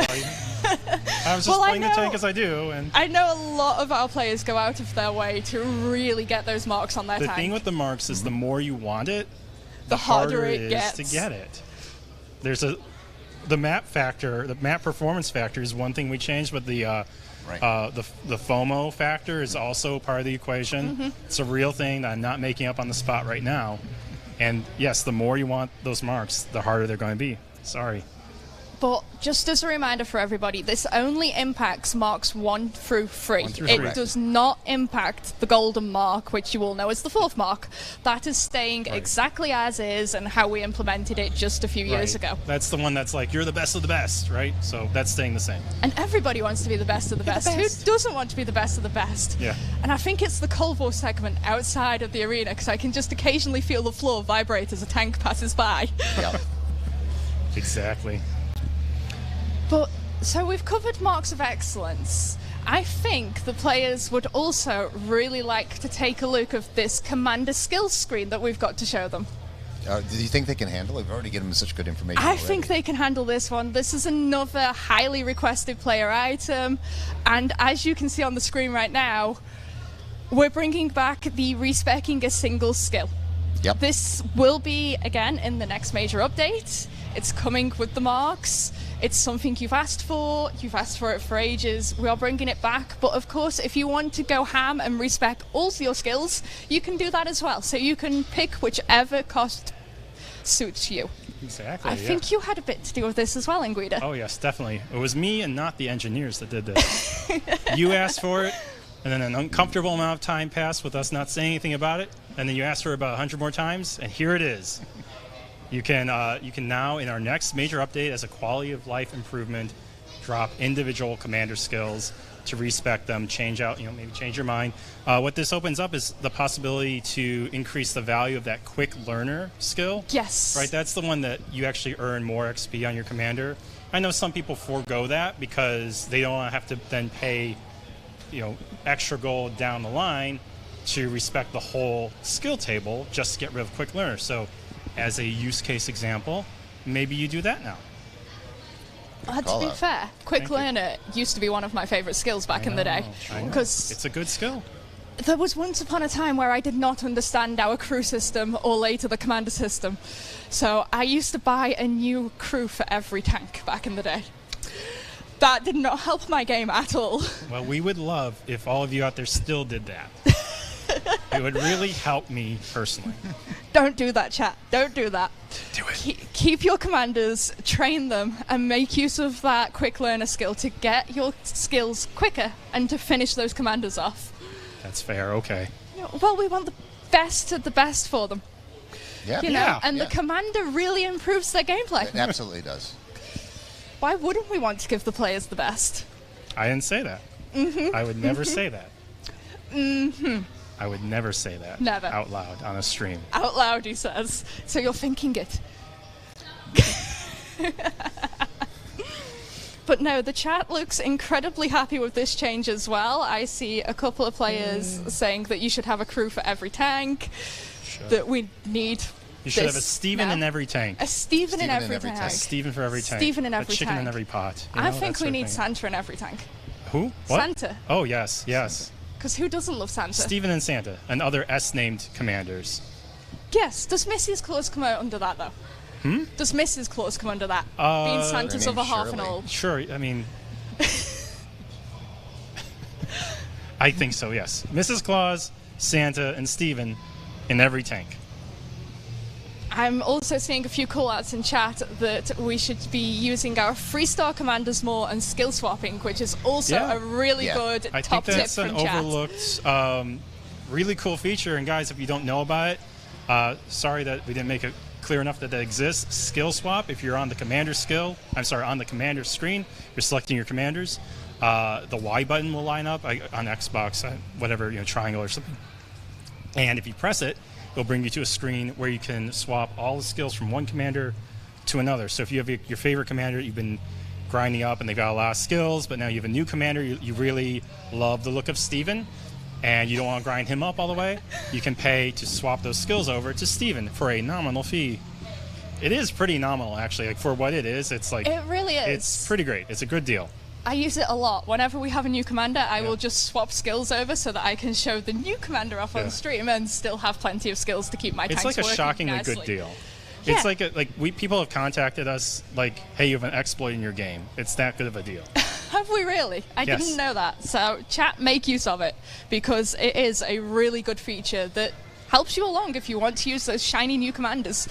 I'm also seeing requests for a Steven drop. Steven drop? A Steven drop.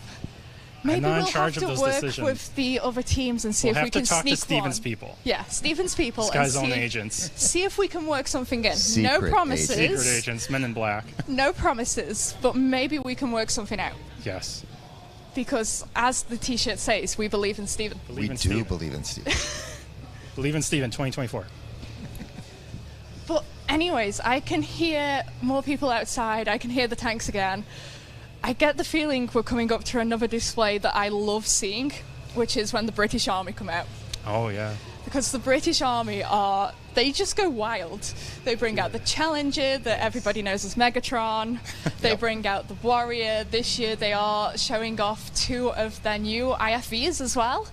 First public running debut, so if anybody is here at Tankfest, you should 100% check that out. Stop watching us. Get Yeah, out go, there. go. But if you're not at Tankfest, Keep watching us. our World of Tanks colleagues will be streaming the arena from 12:30 on Sunday afternoon, because I keep being asked to call that out, so Well, not 'Cause I only, can see them not behind only the that, that means stage. that we get to watch it. yes, we get to watch it. We have an excuse. And we will definitely put the links onto our Discord for anybody in there that wants to watch it, because it really is a fabulous experience. Yeah. And some of our own staff will be hosting it. In fact, we'll be talking to one of them in not too long of a time.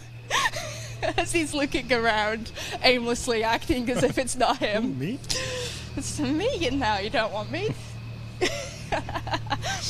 But anyways, we do have a couple of hints that we want to show the players about an upcoming map.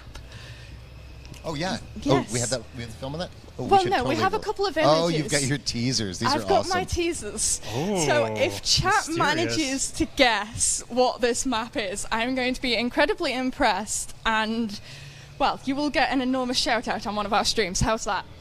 I think if it's you- the Mars map. If you can tell me what map it is, please do. I don't think not- Mars has buildings. You don't mean me, because I know which map this is. Well, if you tell them, we're going to need to have words in the backstage area. Thank you very much. Mom. I learned from the best. I have a large family. Definitely learn from the best. I see a couple of shouts for Himmelsdorf, and it's definitely not Himmelsdorf. No. You If got we dwarfed. can show the second hint, maybe that will help them along. But as the disclaimer says, this is work in progress footage. As you can tell, there's a bit of grass showing by that door. No, that part's final. We'll get That's the the only gardeners for final that. part. But you know what? Have you not got it in your sort of pathways at home where grass randomly sprouts up, or on the patio? Yeah, I've Yeah. had my neighbor talk to me about that. Do you? Yes. See, the great thing about Is your living in the neighbor a UK, gardener? we don't have this problem. No, just nosy, opinionated, and working for the city council. So, I see a call out for Ardennes. God, I That hope she's not watching. isn't that a winter map? Yes. Doesn't look very wintry, does it? No. But then But again, the we have wiring- zoomed quite but far the in. wiring into that lamp does say European to me. Does it? Does it indeed? So, chat, if you can guess what our next map is, feel free, try to. I'm not going to tell you, and I'm going to tell Bam, as he's sat watching us, that they get no more hints. That's it. Oh yeah, I was wondering, were you going to give another hint? Nice. Because I know what Bam's like. He loves giving hints to the players for the next map. So that's it. That's all they're getting. You can show them something a little later on that will be more interesting. Like an overhead map picture. That would give it away. But I've also just seen another one of our CAs drop into chat.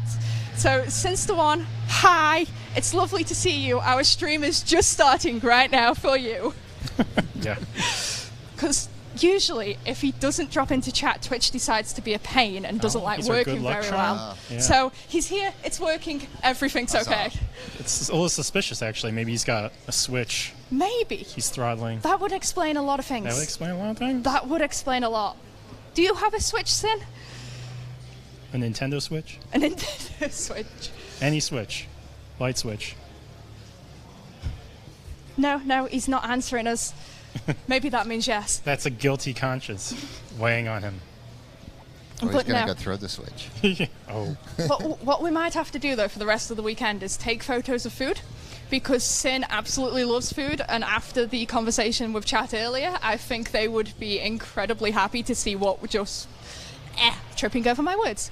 Exactly what we've been eating across this week. Yeah. Well, I'll tell you, there's a bunch of awesome food vendors out here. Have you tried any of them? No, but I saw a pasty shop, and I'm really keen on it. Oh, yes. you want pasty? Yeah. Is it proper Cornish pasty, though? Well, I don't know. I haven't eaten it yet, have I? How close to Cornwall are we? We're not actually that far. Yeah. I know. We saw cider for sale on the way to work. We did see cider for sale on the way for work, but this is a 7 rated stream, so there is no cider to be shown here today. Apple cider. Apple, Normal, yeah. unalcoholic apple Probably. cider. Yeah. But Yes. moving on from Yes. the drinks and the food, because we'll have plenty of that, I can hear them outside again. That's quite off-putting at times. Do you want to go just check them out? I would love to, if only they raised that barrier up. It's only the British tanks. It's fine. It's only the British tanks. It's a little disconcerting. They're sexy. you know? American bias there much?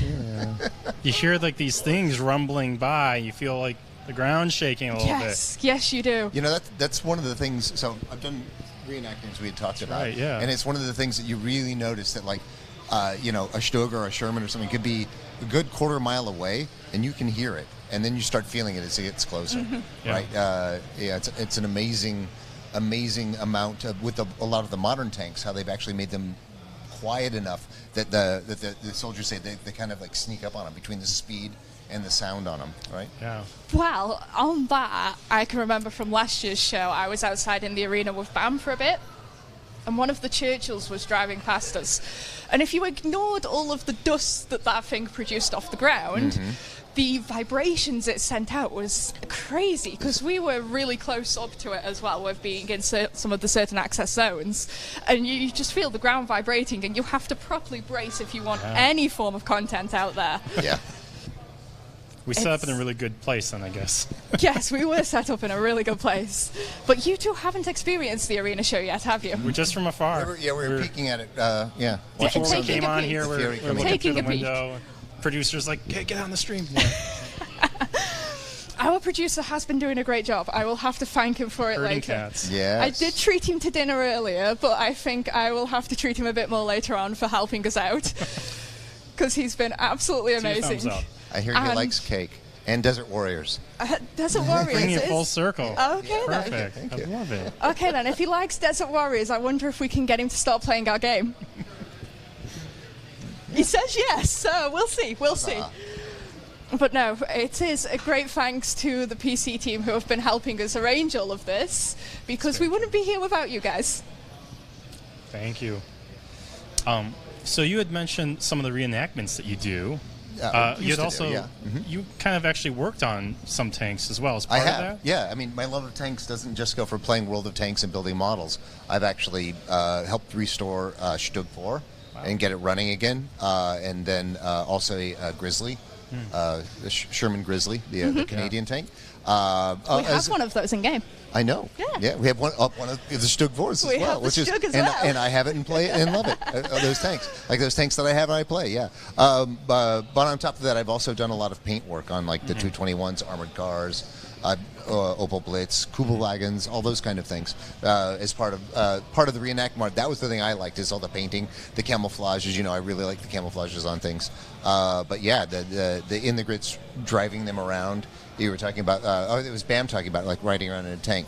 The things that you learn when like you're being a tank commander in a Stug, like your kidneys just get so sore, right? Because you're just like bouncing it off and down. Or the fact that like why tankers wear helmets, because everything in there is hard and you're getting jostled and bumped around. Yeah. You really definitely feel it. Yeah. Ergonomics was not a chief concern. It was not a chief concern. Interesting. Yeah. Okay. And neither was the comfort of the crew, by the sounds of it. No, not really. Yeah. Like I've actually been in a Hetzer, and when you look at the cramped small space in there, like the Hetzer crews hated the space in the crews, and a lot of times, they would.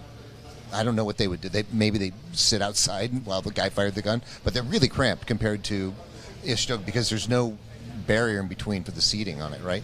Plus the ammo. Yeah. They're built for efficiency. They didn't have the air conditioners like. Well, actually, the Stuart kind of had an air conditioner in it. Did it really? Yeah. Well, I think that the engine pull in the air and kind of be like an air conditioner on it. I could imagine that would be a godsend. That explains why vents in our game are performance enhancing. Yeah, there you go.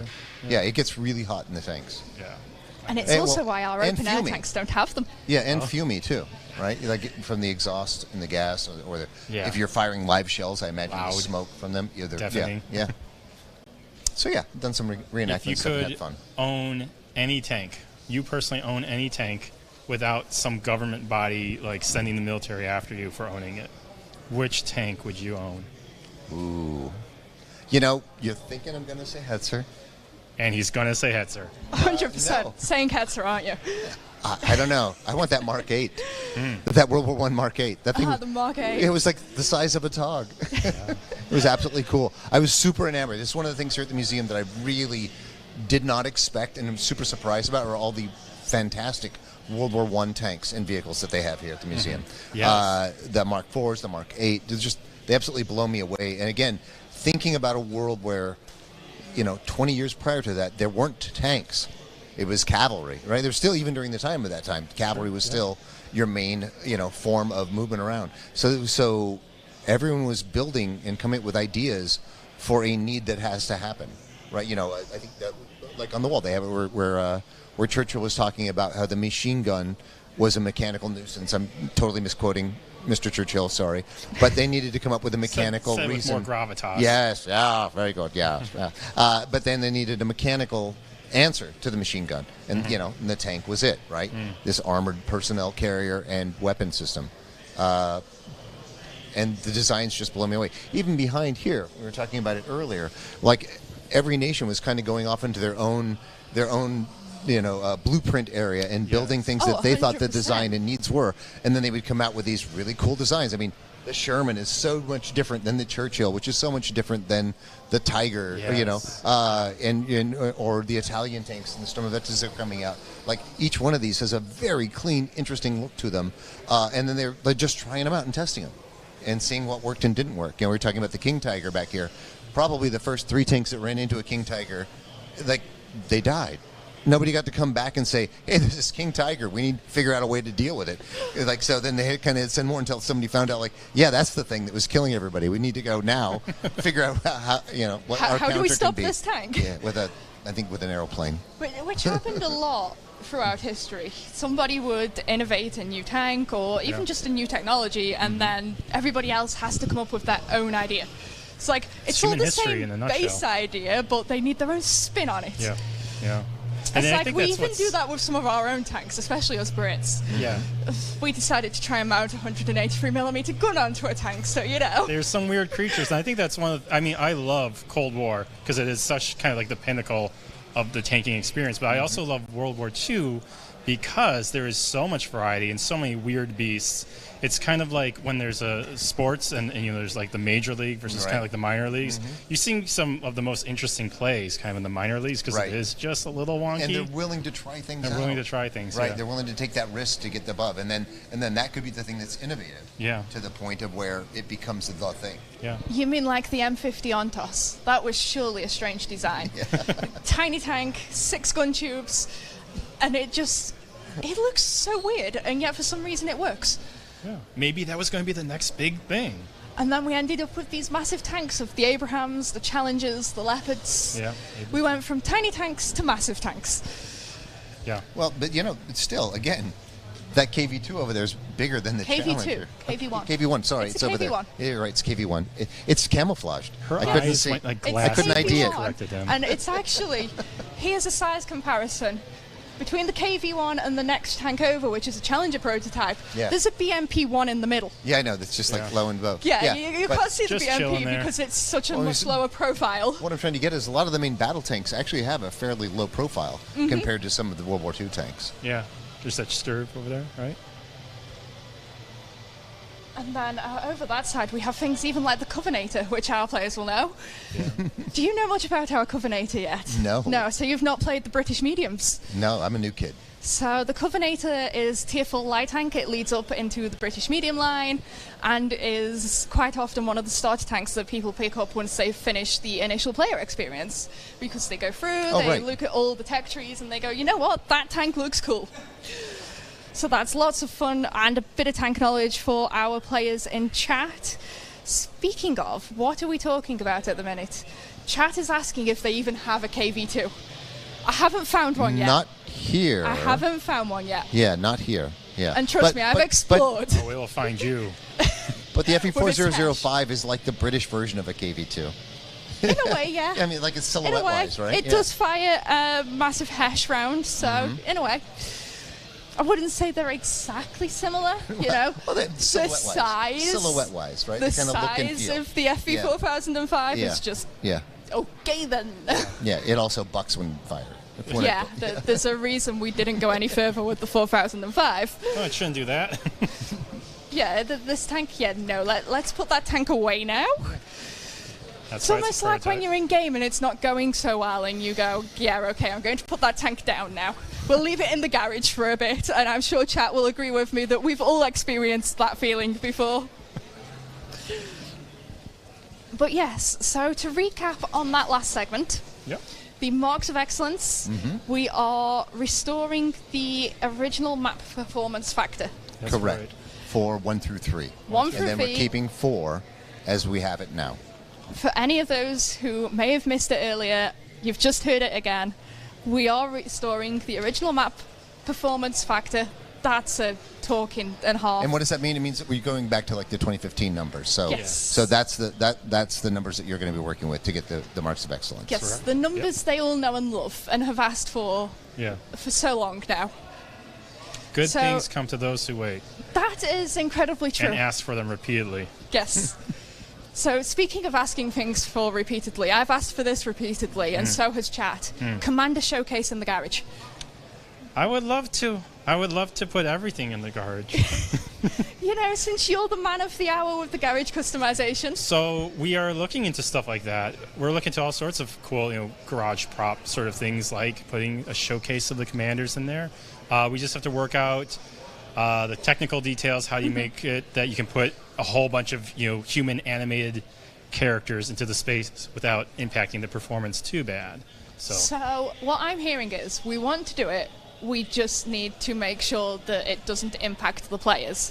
Like why we have the points values and everything. Right. And the 4 tank limit on the showcase. Right. The points value is not because we want to be mean. It's because we don't want you to run out of memory on your system and break your hardware, which will get us into trouble. Actually, Yes. frankly, Yes, it we would would. be in trouble. And on that note, I think it's time for us to take another look at the Desert Warrior trailer, and I will be joined by some special guests after this. Superb. Thank you for having us. Yeah, thanks very much.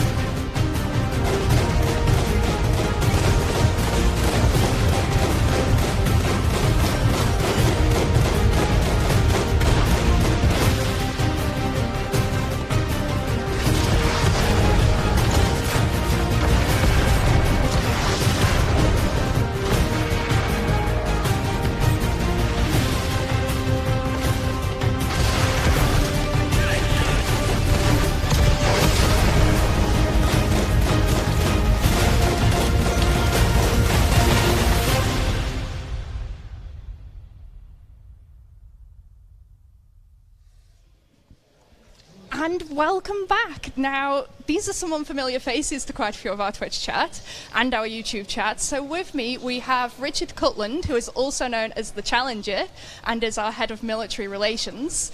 And we also have Bino, who is one of our community managers for Blitz. Right. I hope I got that pronunciation You got right. that correct, yes. Brilliant. So they're joining us today as a bit of a sort of franchise love, we'll call it, because Richard here knows everything to do with Tankfest. Yeah, about everything. Well, you're part of the furniture now, really, Yeah, aren't that's you, true. Richard? That's true. Yeah. You've been here, what, 13 years for Tankfest? 21 years Tankfest has been running, believe it or not, and we have been sponsoring, as in we, Wargaming, World of Tanks, been sponsoring for 13 years, so this is our, lucky for some, 13th year. Unlucky. And yes, Are you hinting at something? I have been to every single one of those, yes, if you're going to ask. It's incredible that you have, so you must have learned a lot more about tanks, even though you drove tanks yourself.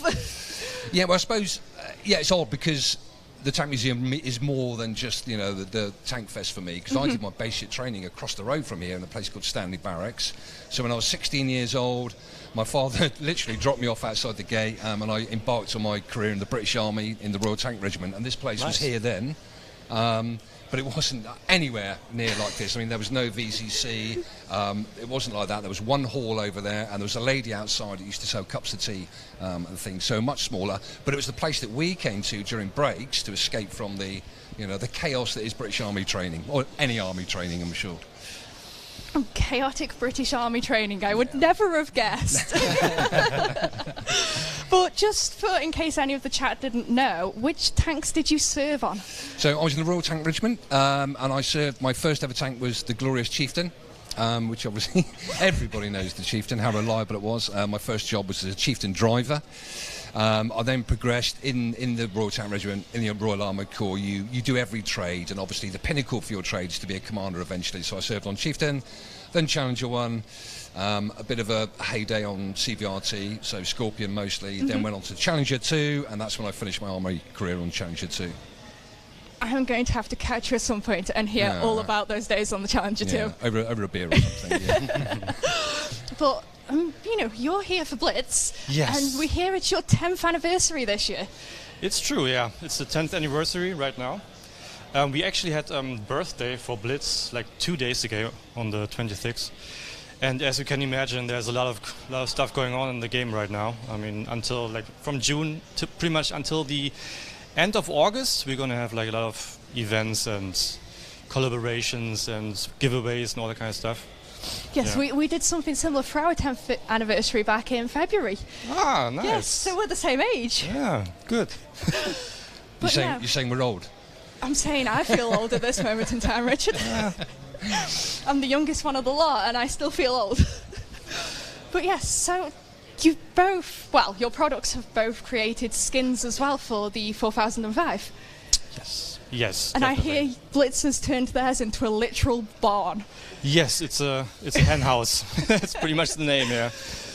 It's got chickens on it as well, It hasn't has it? chickens on, yes. Yes, I will really need to set up my Blitz again just to get that skin. It's live right now. If you go online right now, you can get it. Just do 100k damage and you Do get the skin. 100k damage. That might be possible. Yeah, that might be possible. So Maybe it's more. have you seen it was running an hour ago? Yes, Did you see it? yes. I was Fantastic. outside by the windows. I saw it going around the arena. My product director can attest to how excited I got as soon as it started going around the World arena. First. Yes. So good to have it. Yeah, amazing. It was literally bouncing as it came out. It's like, it's running, it's here. It's like, we did get a sneak peek of it earlier in the week. We did, but we're not allowed to say that, by the No, way. no. We're not allowed We're to say not anybody allowed that to it say did. Is that the sneak peek where it wouldn't start with? Yeah, That's that the sneak one, peek. yeah. But now, seeing it earlier this afternoon was incredible. It's a comedy vehicle as well, isn't it? I Yes, absolutely loved you see it against the other Centurions and you're like, that's not a Centurion. I think if you said to a 5-year-old, draw a tank, it would be the FE 4005, wouldn't it? So, I would draw it like that, yeah. That's one way of describing our tank. But no, it's just the history behind it as well. Oh, it's great. I mean, and the whole project itself, I mean, I'm not sure obviously how much your audience know about it, but it came, I mean, to be fair, it's been here for so long. So the turret used to be actually in the playground. They've got a new playground in the museum now, but it used to be in the playground. So you could play on it as a child. It happened to be that one of the people who worked down here, bless him, actually worked on the project, recognised it for what it was, the rarity that it was, this prototype. They then put it on the wrong Centurion chassis, not inadvertently or deliberately or anything, but it just happened to go on a chassis that was spare, sat as a gate guard for many years, and then through the games, collectively, the audience, much like TOG 2, got so much popularity through video games. The popularity grew. Somebody down here said, Joe Hughes, who's the guy that restored it, contacted the museum and said, look, I would love to take this on as a project. How about doing it? So it was a great collaboration between Wargaming, the Tank Museum, Joe Hughes, quite a well-known YouTuber, to get this thing running again. So I know quite a bit of our chat was following along with that YouTube saga. Oh, cool, yeah. But it's been a great project. We were all excited by it and was like, guys, have you seen the latest video on the project? It's like, they finally got the turret and it looks amazing. It does. And it was close. I mean, we were only with Joe Hughes probably 3 weeks ago, and at that stage it was all a bit to the wire. Is it going to be ready? Is it not going to be ready in time? And obviously for this Tankfest we've had quite a lot of dropouts, breakdowns and all the rest unfortunately of it. so. We did have quite a few. It's a shame to hear that we're not running some of the tanks this year. Yeah, but it just shows, I mean, they are historical vehicles and, That's how it goes with these. Yeah. If it doesn't want to start, that tank doesn't want to start sometimes. And any number of mechanical failures can happen with them, as you well know. Yeah. And of course there's no Chieftain running, which Chieftain always breaks down anyway, but they... And you would know that well, wouldn't you, Richard? Absolutely, yeah. It does get a hard time, the Chieftain, doesn't it? But it's quite valid that it gets a hard time. Well, yes. I mean, if it wasn't for the Chieftain, would we have done the Challenger projects? This is true. Yeah, this is true. But to both of you, how much have you been enjoying this year's Tankfest so far? I know we're only about 6 or 7 hours in, but it's been a chaotic morning, I hear. It's actually my first time, not only being at Tankfest, but also being in the UK. And it's been pretty amazing. I mean, I'm new to wargaming. I've been at wargaming 6 months, so I have a lot to learn, not just about the game, but about tanks in general. And it's really nice to see the tanks in person, especially if you guys could just look behind us here and down here. It's just ridiculous. There's so much to see here. So by the end of the weekend, we'll have you turned into a tank nerd. Yes, I already bought a book from the store here. What about the UK, though? What's your opinion of the UK? Careful now. Careful now? Well, I'm in Poole Harbour, in that area. Yeah. It's very nice. Beautiful. It's beautiful, yeah. And I had Cajun catfish yesterday. Okay. Great, yeah. That's very not good. a normal thing that we would I also have. had fish and chips. Oh, there you go. That's very normal. Everybody has to have a chippy when they come to the UK. The first thing I had was fish and chips, of course. Yeah. It was Good. Yeah. It's like we've been here for years, Richard. We know all the British stuff. But you are from Stoke, and that's a bit sort of foreign, isn't it? So. Are we really going down this path? In fact, let's try. People from the UK in Twitch chat. When Richard said Stoke, what was the first thing you thought of? It's a good test. I guarantee that somebody's going to agree with me on that. So, we've been having this conversation all week since we got here. You were a bit disappointed when a couple of people didn't say the right answer. Yeah. Think of a famous, am I allowed to say singer? Yes. Okay. Famous singer from Stoke. They're all looking behind now where they're going now. Yeah. We can tell who isn't from the UK, really, and a proper Stokey at heart. We've got people who have heard of Stoke, but nobody has mentioned it. Although somebody has called out the football reference of can they do it on a cold, windy night in Stoke. Cracking. Yeah, that's really good. It's usually on a Tuesday night as well. So that's when all of our midweek games are played at Stoke. Not that I'm a Stoke fan. Of course. You're more of a rugby fan anyway. Oh, 100%. 100%, Richard. Show me the egg-shaped ball and I'm away.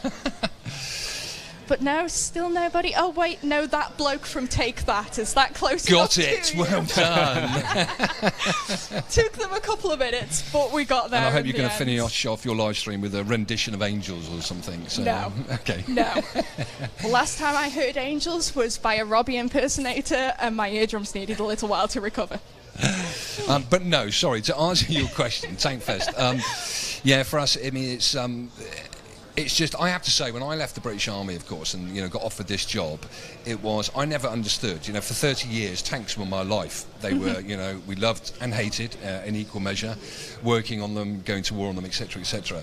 And I didn't even begin to appreciate this massive community of people that support, not just military games, but tanks in particular. And I was quite blown away by it. And of course, knowing that, we introduced them to Tankfest, we thought, what a great thing. It brings our community, who are all absolutely crazy about tanks in general, with a great museum. And of course, at the underlying thing, it's a charity down here as well. So yes. All the ticket sales help. Everything we do in game, we always donate a proportion of what's for sale in game to the museum to help them as well. And you just have to walk around here. I mean, first time ever, all 3 days are sold out. And the weather, fingers crossed, it's going to be all right. Bit of rain earlier, I saw. A little bit of rain. It wasn't that much. But no, just it's to just cool us off with. Yeah, such a good event, and I have to, shout out to the museum and the staff to pull this together.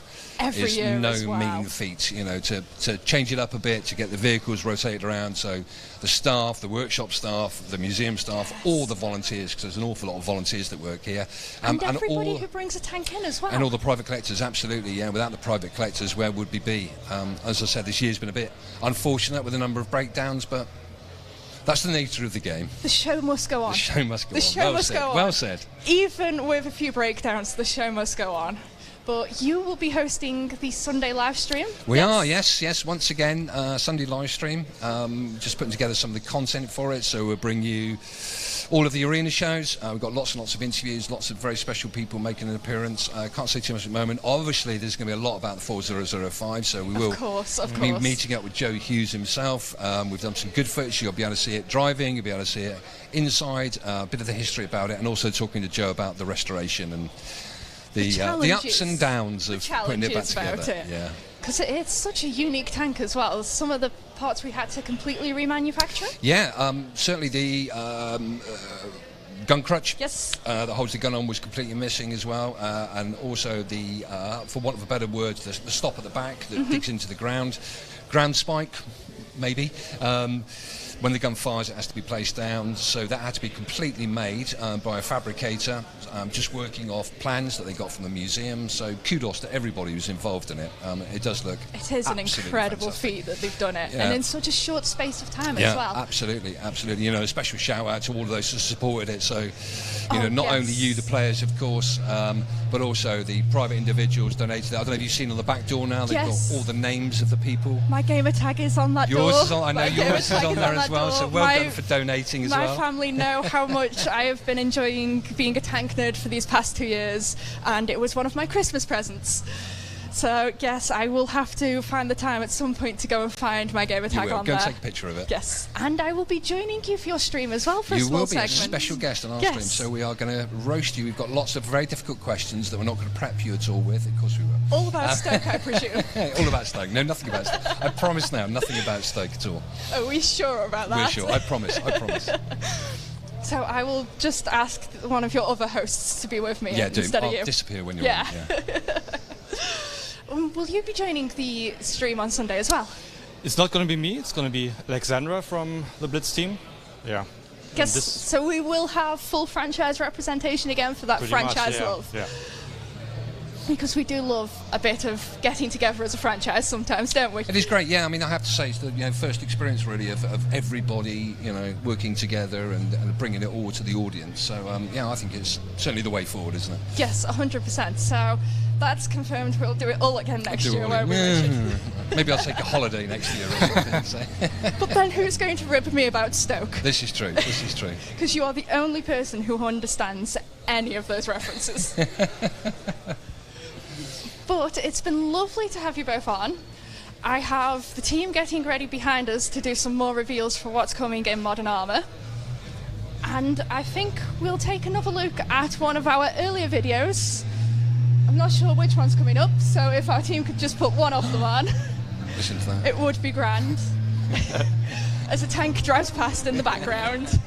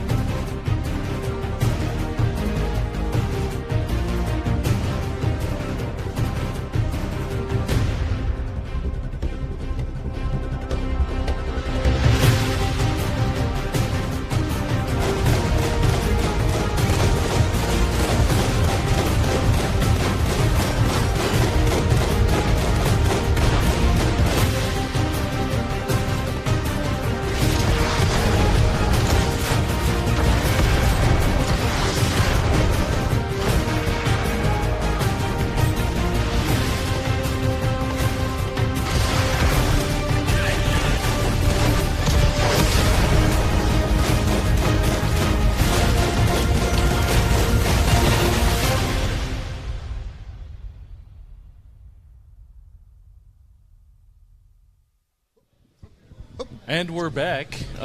Welcome again. I have Mr. Bam and Zotz. Hey, man. How you fellas doing today? Wonderful, comfortable, and okay, so a lot of us are watching you guys on stream here, of course when we're not on stream, but every time a tank is rolling by or firing, we have to like duck out and like, okay, what's going on out there now? Yeah, it's actually really cool. How am I doing? Dude, it's Tankalicious. This is awesome. Tankalicious. I love the weather, unlike some of us. I like the cool weather. I'm comfortable today. It's when the sun sets, I want to go indoors and get my blanket. And I'm getting more than my fill of awesome tanks. And great ideas, and just seeing how many people here love tanks as well. It's really cool talking to folks. The thing that I enjoy seeing the most is how many families are actually out here. You see a lot of younger kids running around as well, and seeming to enjoy themselves. So yeah, totally. Yeah. They've got so those of you who haven't been to the museum, they actually have a play area of wooden tanks. They've got like an old Mark I style tank and and then like an IFV style tank. It's totally cool. The kids can climb all over them and play on them. Yeah. Wish I had that when I was a kid. I mean, what's stopping you now? I don't think I didn't see a sign that says 18 and younger. No, actually, the sign says 7+, ages 7+. Yeah, there you go. I was pointing that out. I was pointing that to KB when we walked in earlier today. I think we fall into that category. Maybe we'll have to make a little social media excerpt of that. There we go. No, let's just grab the cameras. Got the cameras. Let's march on down. It's too many wires. Too many wires. And I know we do have the live stream chat going. Oh yeah. I think KB's been more on top of it than like ourselves, of like watching the questions come by and commentary. We appreciate you guys. I mean, we're in a completely different format, a little out of our comfort zone, where we're not just behind our own monitors at home. It's a little bit different, but a little bit different. It also starts showing off like who's the tallest here. Like, you don't see that on screen. There we go. Now we're equal height here, I swear. But yeah, I appreciate everybody tuning in, of course. Absolutely. Sorry, like we usually try our best to call out and answer questions. I see Goliath Games. How tall is Bam? Shout out to you, Goliath. Thanks for tuning in, man. Taller than a Hetzer. Taller than a Hetzer. Didn't see Petty in the chat, but I think that might be because Petty is here with us right here at Tankfest. Tankfest. Yeah. So we needed someone else to be running with a little dancing dino emojis that we miss on the start of the streams. Yeah, definitely.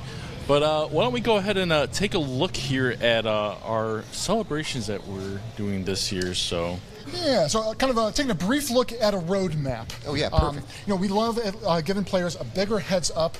I know our typical streams is like, hey, what's going on this week, and what do we have coming next week, right? And we typically keep a lot of things close to the chest. During season reveals, we'll talk about a lot of things that players can expect during a season. Correct. But there is a difficult measure of providing players a longer-term roadmap, like going months ahead. We, on the development side of things, always have to be very flexible when plans change in certain ways. That we want to make sure what we promise and what we want to deliver to the players, we are firm in our decision and know that this is something we want to announce to you as players. Right? And there can be many reasons for that, right? It could be something where we're trying to land somebody for a new commander, or for like Metalfest last year, or Metalfest coming up this year. But we need to do negotiations for contracts and things like that. Those can cause delays. It could be that we're working on a new piece of technology that may take longer, or we'll get a breakthrough in technology that means that we can put something sooner, like the D-Day event, how we were able to actually upgun that one, right? Right. So, I guess let's kick this off. We're going to be very vague on details, but give you guys a glimpse. I was going to blur the screen. You're blurring the screen, maybe. So coming this August, we're skipping up to August now. We have a new Cold War line, and in September. Oh yeah, okay, yeah. New Cold War line coming in August. That's a new Cold War line. That's it. Then coming in September, we have the Talk Like a Pirate Day. One of my favorites. A fan favorite around here. I'm sure you guys can expect Jolly Roger, our commander, probably coming back to stores. And I've actually talked to their team about we need more pirate flags in our game. More pirate flags in our game. More pirate flags. For the flags for my tanks. Yeah. Then coming up after that in October, we'll be looking at some spooky season stuff. I think everyone knows what's really big around our Halloween time, a very big fan favorite event mode. Monster Mash, of course, will be making its triumphant return. Absolutely. Every year we always bring in some new content as well, new spooky monster abilities. We're keeping those a little bit hush-hush for now, but there is more content and Halloween funness. Yeah, absolutely. We've got some cool stuff coming up on that. Let's see. So moving on to November, black tanks are coming back in style. For Black Friday. Of course, for the Black Friday weekend. Yep. And soon after that, on a cold winter's day, we'll bring back some festive plans as well. So that was really vague, but yes. Holiday fun. Holiday fan for a winter fest. Listen, I saw a little sketched out plan on a napkin maybe during breakfast. That is true. It's going to be fun. We can't spill the beans quite yet, but it's going to be eventful. And then finally, let's have another reveal here. While we don't have any in-game assets of these yet, we are excited to announce in our celebration reward tanks. Right, if you guys recall last year, for those of you completing any number of seasons, a specific number of seasons, you would get yourself the reward for the Calliope tank itself. We are doing the same during the seasons this year, and you can look forward to receiving the M42 Duster and the M163 VADS. Oh, that Duster's wicked cool. There we have some images on screen now of those What kind of things. guns on that Duster there, Bam? Might that be a Gatling gun? That's totally a Gatling gun. Our server engineering department and as well as our gameplay engineering are doing a lot of investigation with, these are tanks that have a very high rate of fire. Lots to look into in terms of our server tick rates. Absolutely. And making sure the client and what is being received into the game itself. All those shells being fired at a high rate of fire and damaging all the tanks. All that information, both from the player side of view and the clients, as well as the server, all have to be read and make sure the experience itself, does what it's supposed to do. Really putting all guns to bear on this kind of piece of technology as modern warfare pushes the speed rate and firepower of the tanks and vehicles themselves. We want to make sure that our engine can handle it so that you're actually getting the good formative gameplay. Exactly. And they look really cool when they fire, especially on a darker map. And you see all the tracers going through. It's pretty sexy. It's going to be exciting. Yeah. So look forward to that later in the year. And again, that is our celebration end-year reward. We don't have the details just yet in terms of how many seasons that you have to complete to get it. More details on that, of course, to come. Right, but the idea here is we actually want to show you guys the roadmap of where we're planning out and moving things forward throughout the whole year. Yes. So, Mr. Zotz, is this? I hear this is your first Tankfest. This is my first Tankfest here. Yeah, absolutely. And it's so the Bovington Tank Museum has been on my bucket list for many, many years. Yeah, I've been to Jacques Littlefield's museum several times when it was open in California. And I've been to the British War Museum, but I've not been down to Bovington. And man, it is money. The tanks here, it's just a dream come true.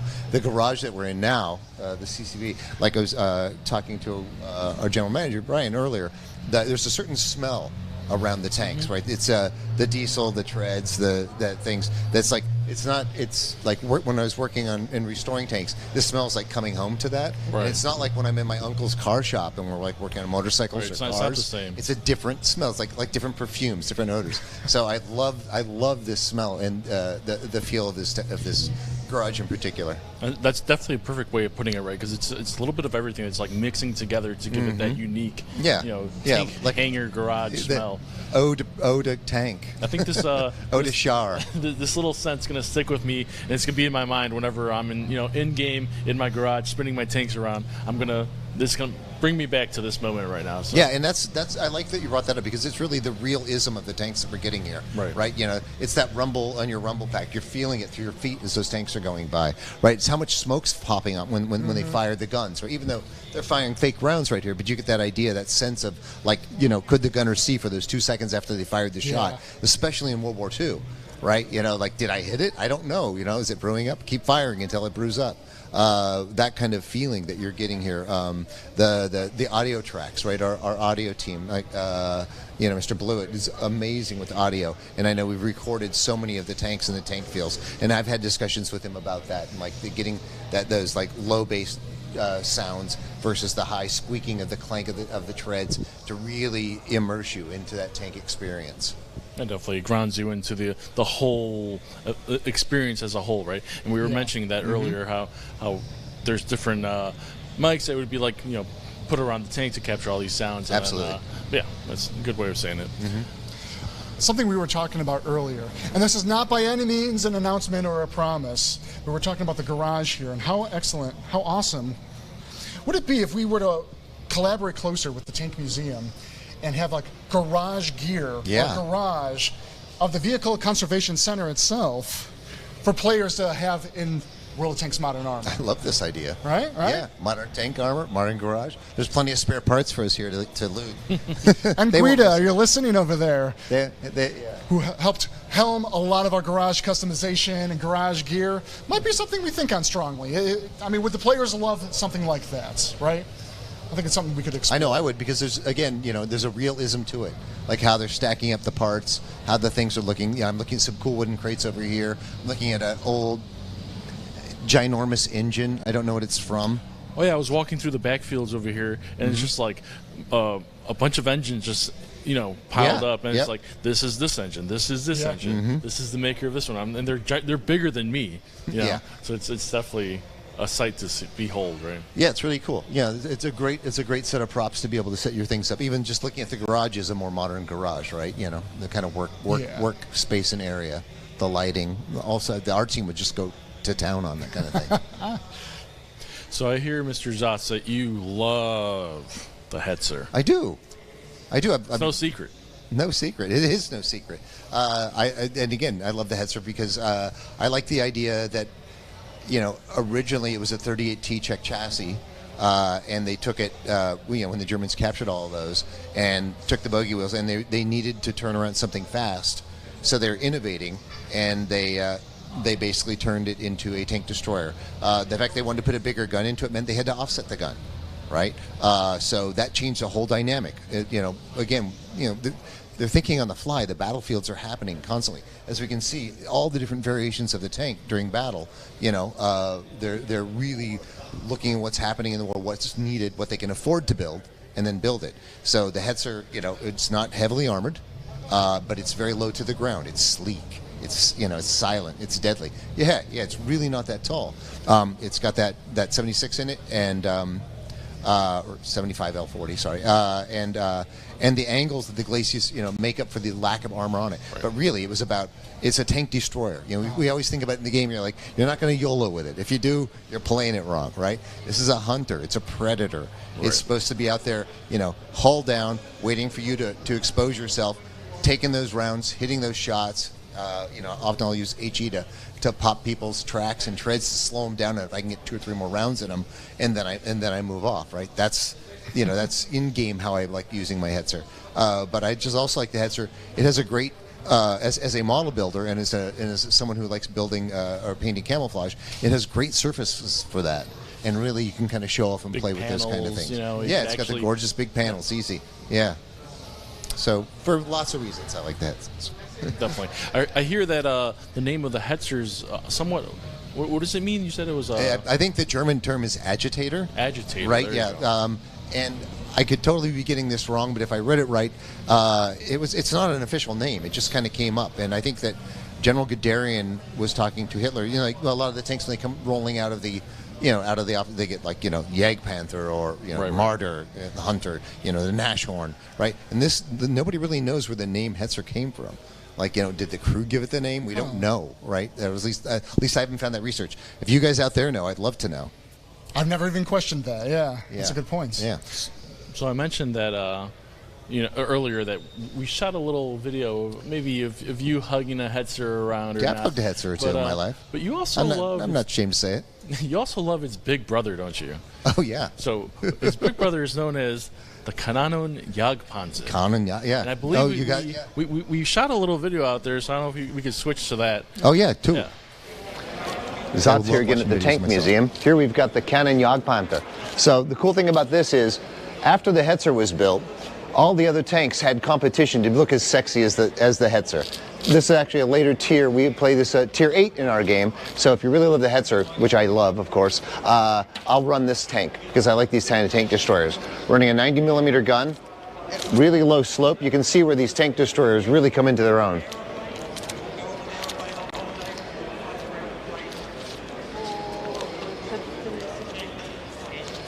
Oh, pardon me.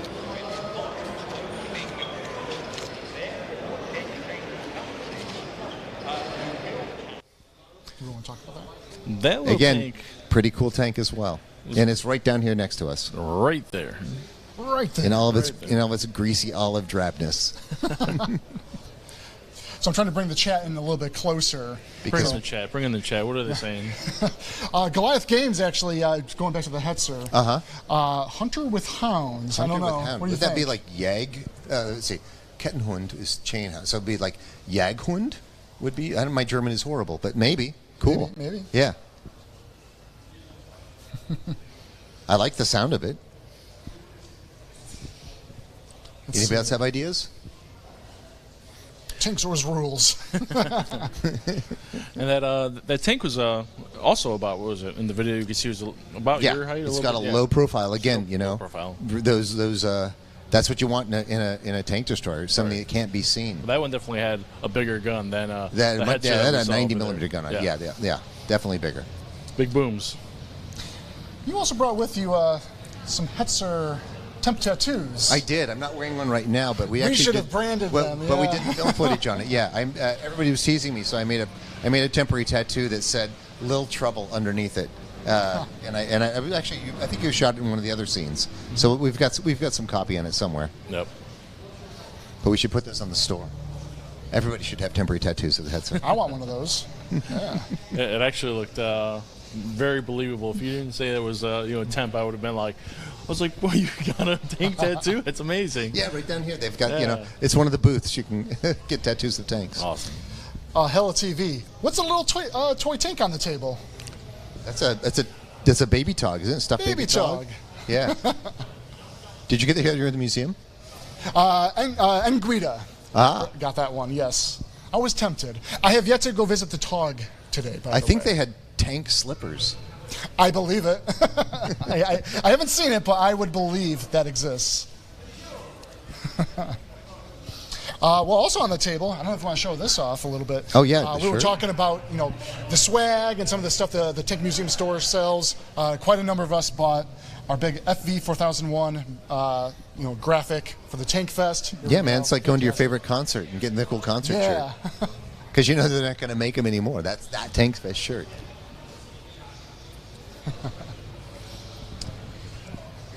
Any other comments from the folks? Let's see. Yeah, trying to look for some questions. Koza, any new stuff regarding clans? Not at this time to share. More news. More news on that later. Yeah. I see Tog. We saw the Tog yesterday. Mm-hmm. That thing's huge. That Tog is huge. Yeah. Okay, so this is kind of a funny comment. I noted this on our drive in this morning to the Tank Museum. There's a park or something called Monkey World. Yeah. Navi Man, do a collab with Monkey World next door and have a monkey commander. So I love that idea. Wearing a Tankfest T-shirt. We have the request for the pandas. We have the request for the monkeys. I do think it's interesting that there's like the whole monkey thing here and all the tanks over here. There's definitely a mix-up that could happen. That's a brilliant idea. I love this. I have a question here for Anguita. They're asking, does Steven speak in October? No, I think he speaks in his own foreign tongue. Or maybe just broken English. Okay. Maybe. Let's see. Ferda Beers. Any more balance updates coming? Yes. No exacts or details we can give this time, but as you guys are aware, at the launch of the Patriots season, our tank design team had gone through 90 World War II tech tree tanks and some premiums that have received some balance changes into the game. And you can certainly expect more balance changes to more World War II nations in our next season. Right. And then you can even anticipate for our Cold War audience some Cold War tech tree tanks also receiving some love in a season after that. Right. One of the goals we were looking at, that do we want to go top down from Cold War and work down, or start with World War II and work our way up? And it just seemed more plausible, and we had more historical reference, no pun intended, with the World War II tanks to actually start from there and going up. So you can see, if you understand the trend, we're actually moving forward and actually on the balances with that. Yeah. Or's Not Alive, any tournaments coming to console? Not at this time, no plans. No, but thanks for the reminder. Yeah. We need tournaments coming to console tanks. Let's see. Will we be getting a World War I mode? So, I mean, years ago, and I think we had shared this with you. The Centennial Mark I events, we get to play as the tank itself. Play as the Mark I tank, yeah. One of our first modes with flamethrower tanks in the game as well. Playing on a smaller version of Thiepval Ridge. Before that map was even in live and rotation. Right. I guess to answer the question, though, are any World War I events coming? That one was something we had on the docket, where we're thinking on, but had to look into a lot of updates to it and things that were a little bit resource intensive. It was, yeah. Well, I mean, think about the time with the tools and resources that we had when the game was at that moment. I don't know if we had all the right tools to make it a very successful event in the way that we really were dreaming it wanted to be. So now, with having the D-Day event, we really pushed our tools team and the crew and the designers and all of our engineers and artists. Everybody chipped in to make that the event that it was, and that actually gave us a lot of new tools in our toolbox to build for future events. So with that, and we just keep building on it, that could be something we could reprise. I know personally, one of the things, yes, I came for the Hetzer, but really the thing that I'm blown away with the most here is all the really cool World War I tanks. The Mark IVs, the Mark VIII. Like, I'm just digging the aesthetic here. Could be because I played a lot of Games Workshop and 40K games, but I can see the aesthetic there. But I think that they're just absolutely gorgeous. They're really just artistic. Right. And I'd love to see World War I.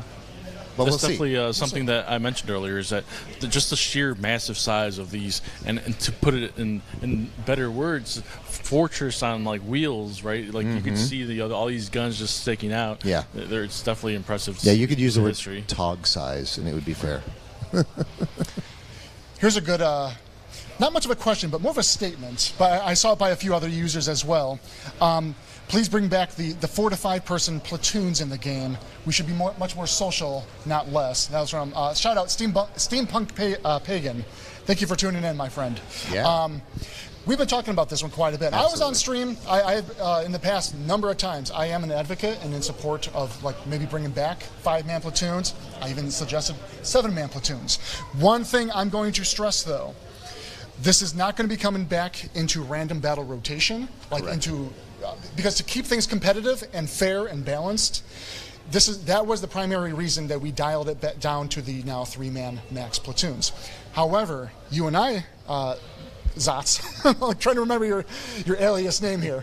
We're talking in terms of like event modes. Right. D-Day was a good indicator that, man, wouldn't it have been great that all 7 players on the team were able to platoon up together. Right, and we even saw we grabbed it and saw like even 2 platoons getting into that team together, right? Or even just one made a big difference in how folks could actually really collaborate and work towards goals in amazing ways, and it was really cool. It was inspiring us. So that was really what brought on that conversation, to be able to give you guys a better chance to be able to do that as a larger group. Yeah, and a quick follow-up, because I'm seeing it mentioned here, and I realized I wanted to also say this. Co-op mode with 5-man or 7-man platoons, yes, that will be something. Like, I'm saying yes, and we saying like it. Yes when we actually can figure out the best way to enact it. Yeah. Yeah. So this is not a promise. This is not like, hey, it's coming later this year. I know there's lots of things to figure out, a lot of other priorities that we're working on, but it is something very near and dear to us, and we know the players would love to see it. So co-op mode, event modes, 5-man platoons, a possibility. What I like hearing about, you two speak now is just seeing how these event modes are breeding grounds for bigger ideas that would then further come down the line. So, like you were saying, the Centennial tank, flamethrowers. Now we're talking about the D-Day mode, how it promoted the thought of let's bring platoons back together. So it's definitely it's a nice place to experiment. Yeah, I really feel that. I mean, when you have an online live game, we have ideas of what we think the game should be in terms of events or stories or things that we're going to go out. But once we hand it over to you guys to play, it kind of becomes your game, and it's informing us as to how we want to then, we change things to better support the players on how things are working. So that's inspiring. It becomes a conversation, right? Now, of course, there's always the limiter of how long it would take to design something, get that in the game, build it out, test it, get it through, align with the other things. But that's how it works. We love watching you guys play the game. We love seeing what you're doing and then listening to how you're reacting to it. Yep. Here's a good question from, and I'm always going to butcher names down here because I am just terrible with pronunciation. Krabanditas, maybe. Is it possible to change the base capping to be 2 times longer? Now, the inherent issue here, why this is a concern to players, is a lot of matches, you got some players that will just kind of beeline it straight for the base captures. Whether you're in standard battle and you somehow circumvented the front flanks of the enemy team, or maybe even in counter mode, with a single base capture, and a lump of players somehow make it in there without any contention or resistance, and the match can end within 2 to 3 minutes. Yes, ideally that is something we don't wish to see in terms of good, healthy gameplay. I do have a work ticket that's been sitting on me for quite a while to rethink base capture rules. It won't necessarily mean longer base captures, but we want to evaluate how do we create better gameplay that doesn't always result in quicker matches ending quicker because of base caps happening so quickly, right?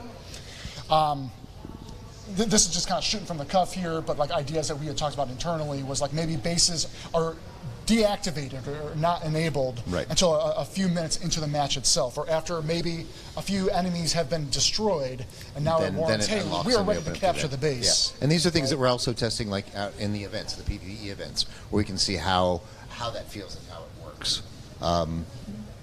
So it gives us a better standard, so you guys can kind of feel how it works. Also tactics-wise, did you leave anybody behind to defend your base? Right.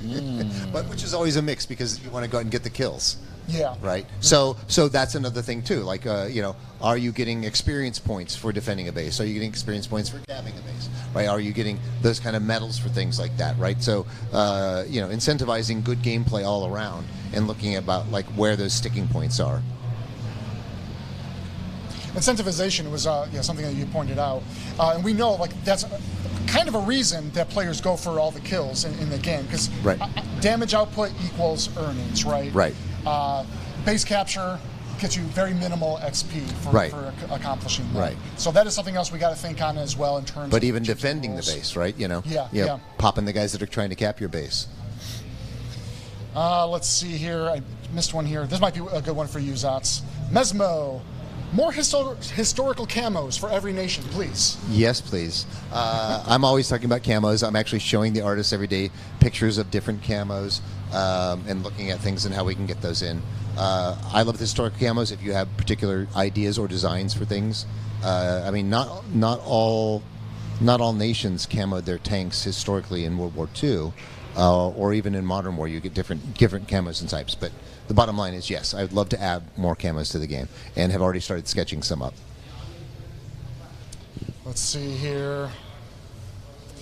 Bree20, how about choosing what mode you want to battle in? I'm going to make some assumptions as to the context of this question. I imagine, hey, I'm queuing into battle, regardless of what tier I'm in, but I want to be playing a team destruction only, right?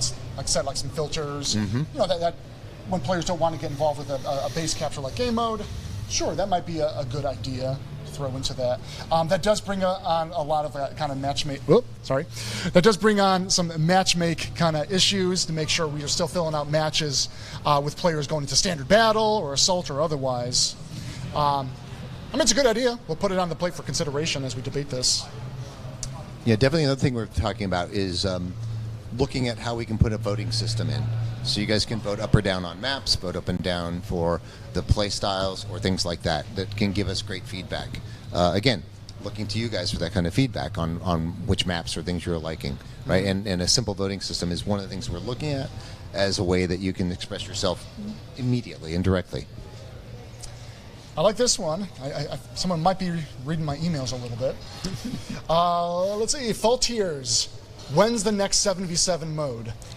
I think people are feeling like there's something on the horizon. Some more event modes happening. Stay tuned. We do have some fun event modes. In fact, we got something that we will be announcing here on stream shortly about it as well. We'll go through some more Q&As, and then we have like one final announcement, and then we'll talk about that. Perfect. But it does involve an event mode. Let's see here. Going down the list. Weather variants, good ideas from Goliath Games. I think a few other players are asking, like, yeah, weather conditions, different lighting and such. Yep. I've been actually talking to their team about this quite a bit, and how we can actually just the variance of a map between night and day, stormy or not, right, makes that battlefield itself more fun to play with, and gives up variation for you guys as well as us. But also looking at different events coming up and how we can use weather or day or night to in the world, and then long term looking into in modern tanks with infrared, night vision, things like that. It all sounds cool, but sometimes it can be frustrating when you're actually trying to play it game ways wise. I'm sure you've played games out there that have it, so you got to really hit the right marks with that kind of thing. And apparently we're being shelled. I see some reflections in the background over there, but yeah, we were mentioning earlier, how nice. You mentioned nighttime. It'd be nice to have the spotlights on tanks working, or road lights totally in the cool. back. Or I was talking before, like one of my favorite tanks I've been playing lately is the Forad, and you're playing it on a map that has like less light, and you really like see those tracers flying, and it's super cool. No, definitely. Okay, we got a question from Durkinski. Please switch the default mini-map to the square one. That is better for new players. Just for some context, at some point we have the circular compass-like mini-map. Unless there's a bug or something else going on, that was a change that we made, I think, a year ago. So any new player, by default, the radar map should now be in the lower right-hand corner and with the square map and not the round one. But if that's still being reported, might be something we'll have to follow up on. Definitely something to take a look into. Yeah. For you viewers at home, I'm looking out the window, the roll-up door, and so much smoke was fired from those explosions. It looks kind of foggy outside from the smoke rolling in. I think they're rolling out the Cold War vehicles, perhaps. Sounds like a leopard outside, maybe? It's probably that Panzer I again. Panzer I? That beefy Panzer I just trolling us. Let's see here. No, we're not going to remove the compass map, because there's still players that like that as an option to switch to. By the way, thanks for streaming and calling in these questions. This is really handy. Yes. Let's see. Curtis James White, please update the custom garage size from 1,000 to 2,000. This is in regards to the garage gear. We have finite limits to how much gear you can put on there, and also increasing your showcase tanks. Right now, that's also set to a maximum of 4 showcase tanks that you can put up there. They want to 6, but I mean, why put a ceiling on it, right?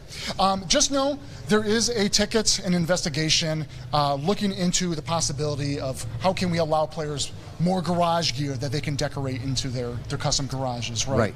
A lot of that actually has to do with if there are complex animations on the piece, how many polys are on the piece, right? It's more. It's not more like we're trying to stop you from putting cool things in there. It's more about frame rate and crashing your game based on how many things you're packing into that map. And just making sure the user has a overall which nice is why experience. we put a budget on things, right? And like review that budget. But it doesn't mean that we aren't constantly looking to expand it, right? And make sure that you can actually add even more cool. So your garage can look like this back here. One day. It's funny that you mentioned like animations, right? Because like the first thing when I think of a piece in your garage, right, it'd be like a monument, like the D-Day monument, or something that's not animate. But then I just thought about like the guy on the taiko drums. It's like, you're right, there is animations going on in there. Taiko drum, or the filter, or the jazz bands, or like all the cool things that we have, right? For the beers again. Will you guys think about bringing a kill cam into the game? I mean, I like the idea. Yeah. I mean, we have a replay camera, so you can. There's the replay mode. Yes, you can see the whole thing. You see the whole thing, and it actually comes in really handy because that's a lot of times where I will play my replay mode and then see who killed me and where they were, and then try to get that same spot that they were at last time. Right. Learn from my mistakes.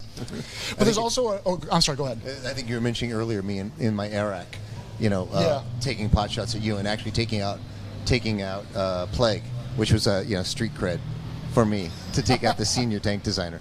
But yeah, like that's where I learned one of that spot from was like watching where somebody else was shooting at me from it. Yeah. It really is a strong learning opportunity. Other games, they have like a good kill cam that really showcases like where the shells have penetrated and you, the damage, and where your crew on the interior got hit and such. I know a lot of veteran players can really would love to dig into that kind of information, but also that helps new players who are still just learning the penetration, the armor thickness, the ricochet, and the angles. They begin to understand. Oh wow, I never got hit on my frontal turret, and like when I was over here or something. But yeah, look how bad my rear side got just demolished in this. It's like, I guess I got to play a little bit more strategically. This whole situation here reminds me about my eureka moment of when I discovered on how to side scrape. And I remember just watching some replays. I'm like, why am I shooting those tanks and my shells keep bouncing off? And then I eventually started doing the same thing. Yep. And then now I mastered the side scrape. That's a good tanker school thing, and one of the things that we can even start incorporating into the tutorials, right? Like training, those kind of things. I'm seeing this one come up quite a lot, but the request for, more Era 1 Cold War tanks.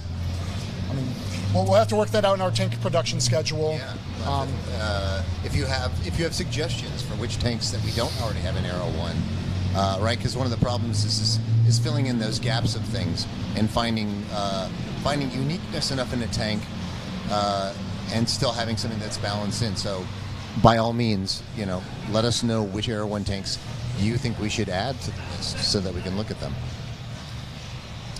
Question from Rodriguez. More custom game settings. Like, how about customizing the gravity in ways?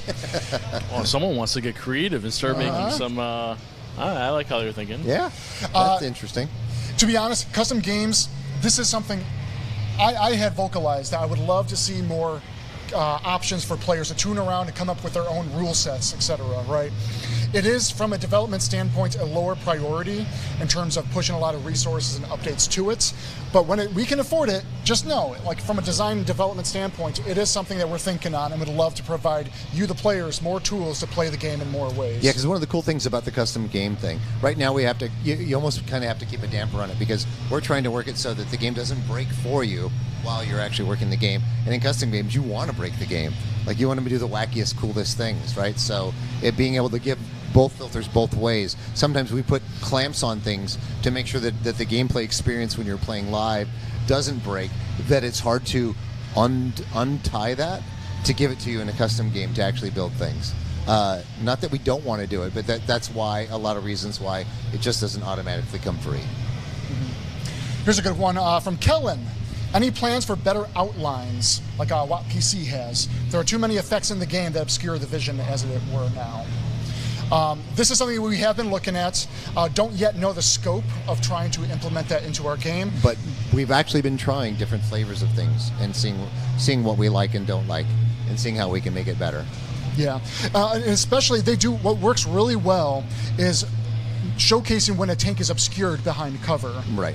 Yeah, because right now a whole tank will just kind of be highlighted. Right, the highlight, yeah. It makes Not it very only difficult. just in like cover, but is it like soft cover? Is it hard cover? Right, Yeah. right. Then I also, shout out to those that, as an accessibility thing, maybe thicker outlines as well. Right. Make it easier to know where you're firing on We the do targets. have the one thing that I actually play around with going in as a as a new creative director on the team. I actually go around and I play with all the different the different variations that we have for controls. The 3 ones that we have right now for our console. I'm playing on Xbox.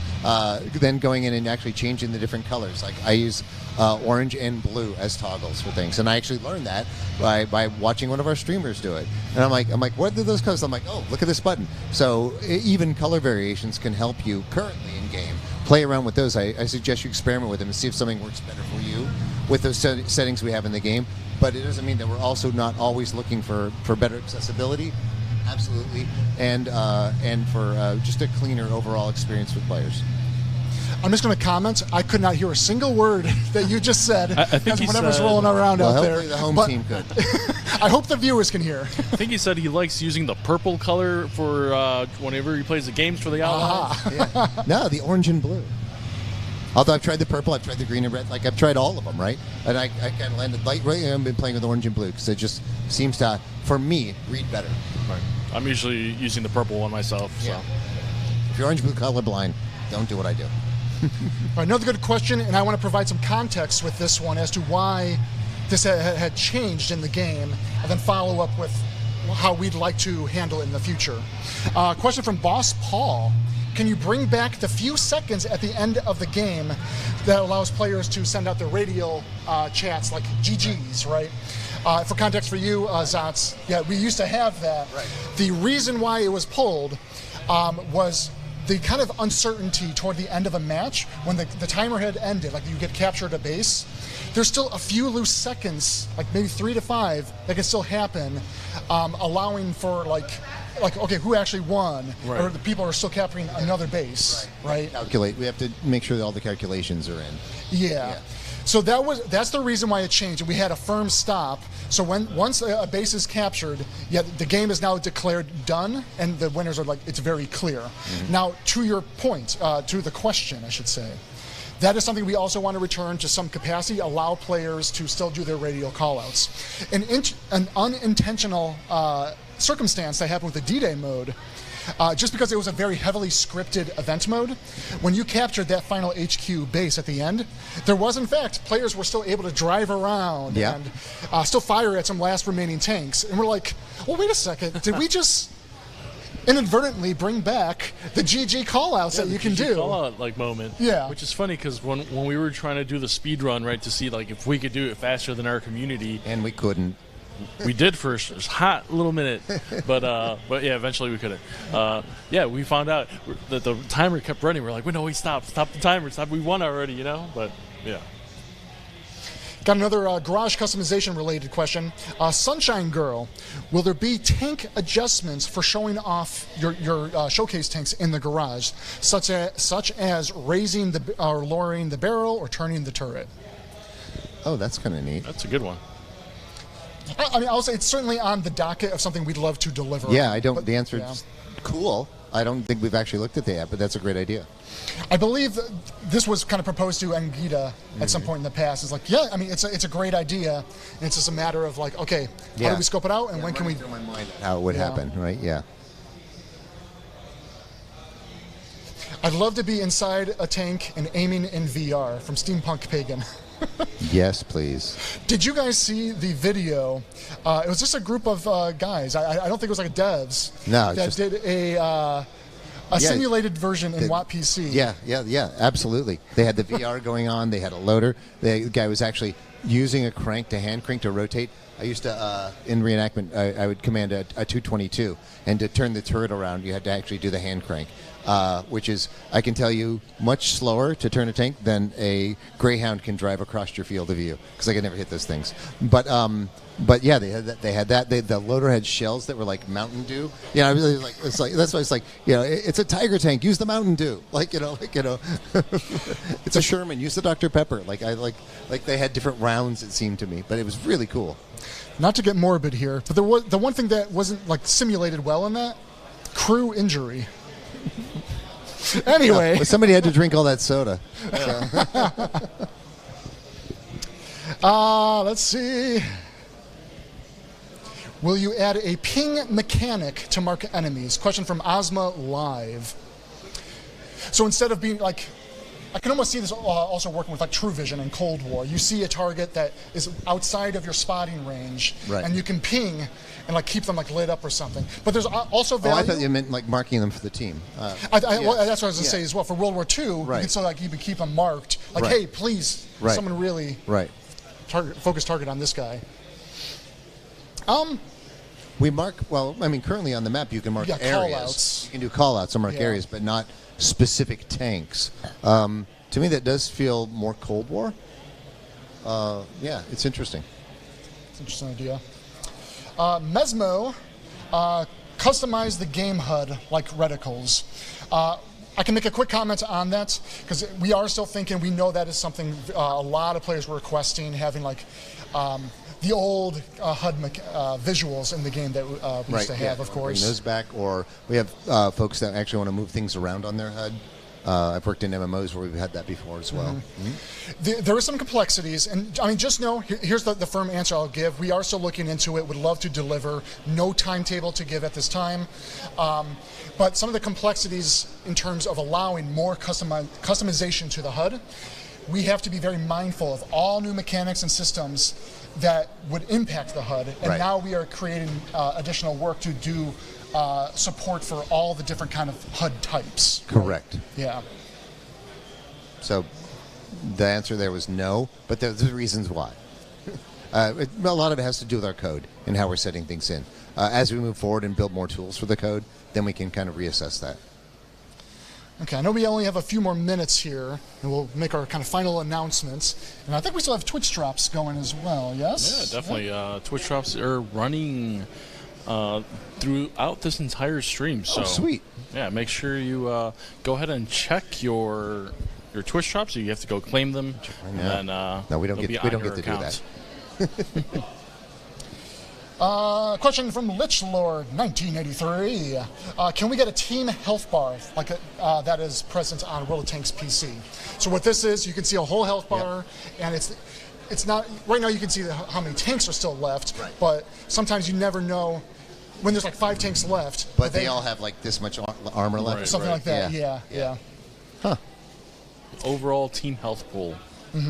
I think we actually have a quality of life in like tickets. Probably sitting on me. That would be a cool to thing be to thinking bring in on. for like if we bring in the bigger clans or what we're working on for regiments and things like that. Might be an interesting thing to think about. Tie in with a Yeah. feature like that. Yeah. Yeah. Okay. Well, we got through quite a lot of questions here, and I know we're going to be wrapping up here as at the same time. And thanks again for bringing out the questions. This is really helpful. Also, my arm is getting a little sore. Holding both the mic and the. And thanks to KB for letting us use her very shiny phone for answering all the questions. Your battery's half full. Okay, so let's spill. Oh, you want to go for it? Before we wrap up everything, why don't we have a little bit of a little moment here with Mr. Brendan? I hear you have some beans to spill. Got some beans to spill.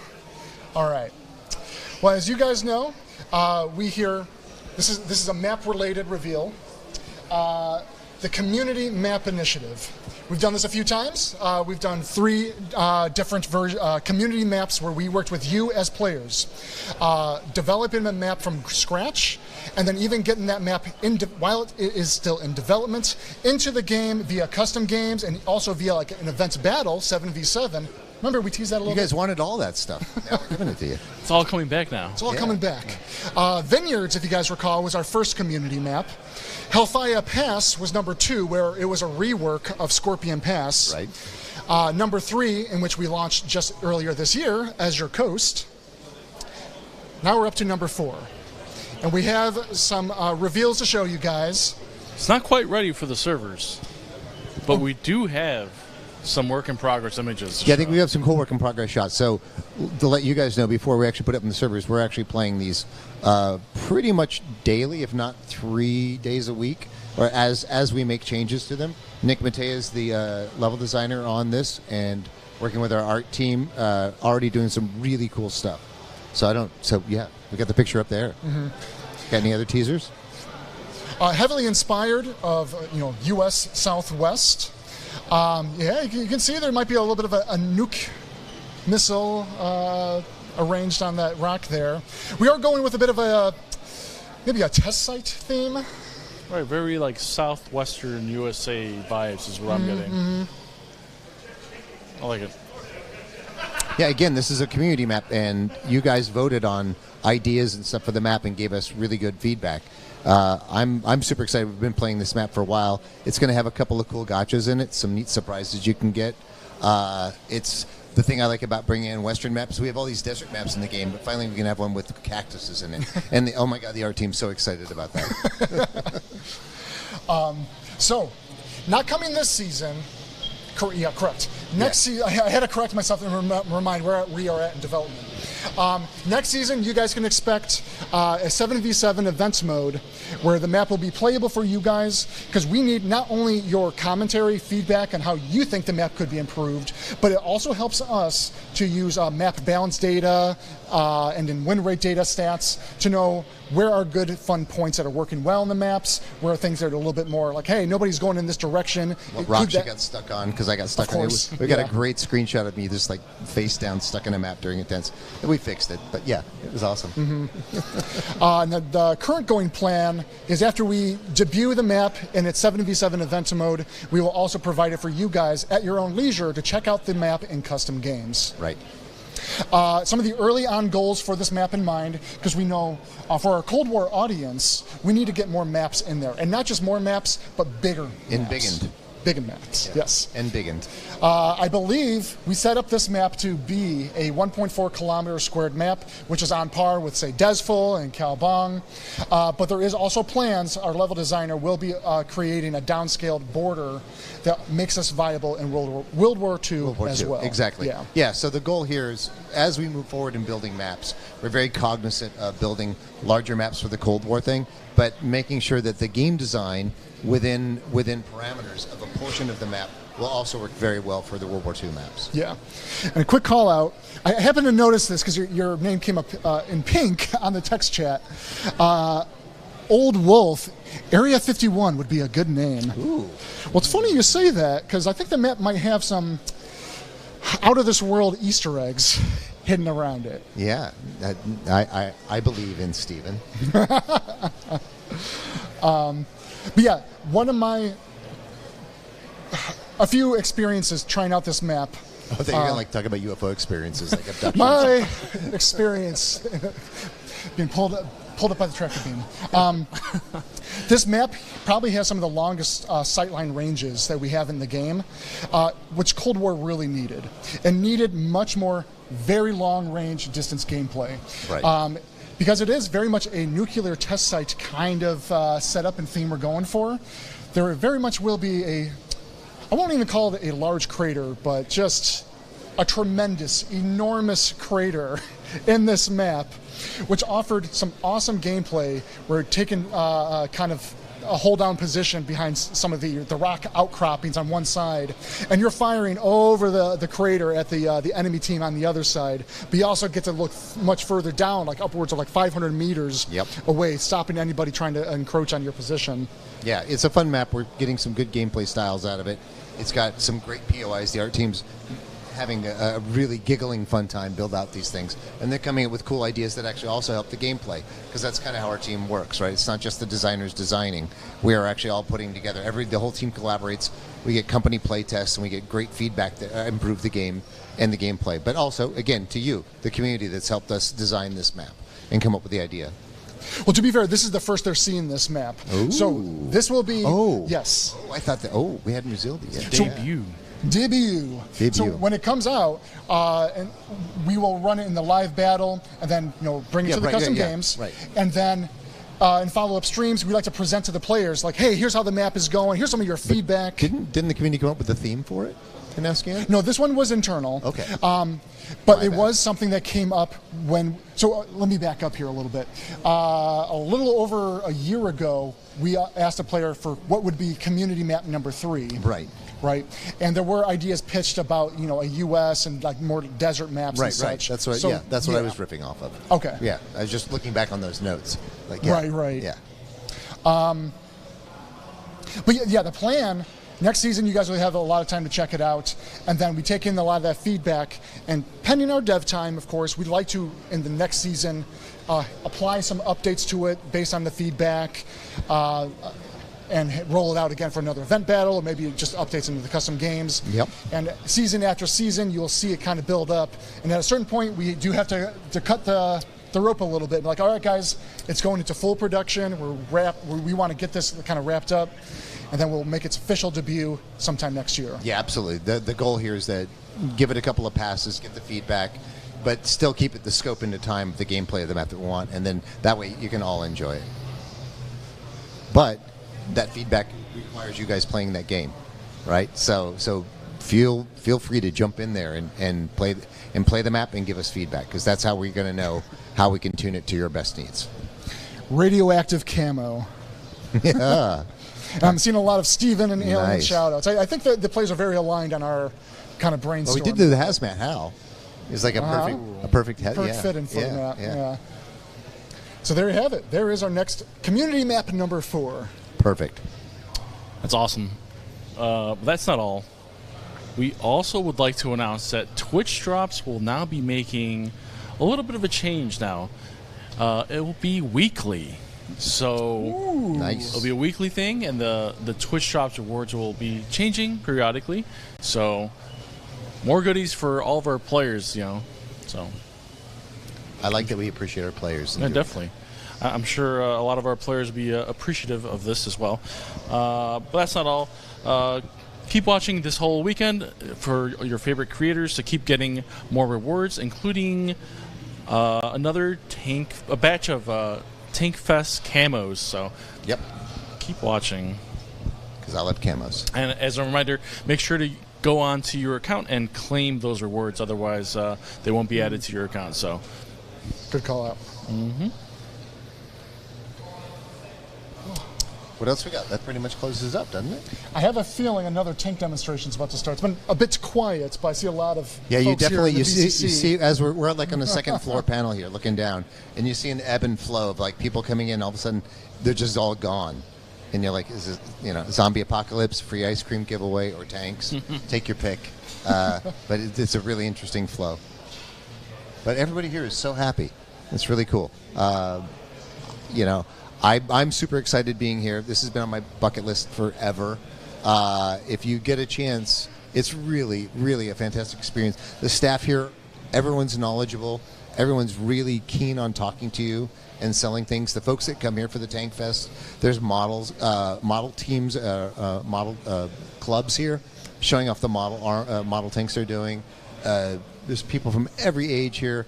There's actually a lot of the military staff are here in Tank Day too, because they're checking out the cool tanks. It's really fun. Always exciting time here at the Tank Museum. Yeah, absolutely. God, one day I would love to come in for their Tiger Day. They bring out that 131 and they kind of roll it around the track. Yeah. I think that usually happens. It's intimidating standing still. You don't need to see it in motion, no? No, I'd love to see it in motion. Yeah, it'd be really cool. Well, I think that about wraps up for us here.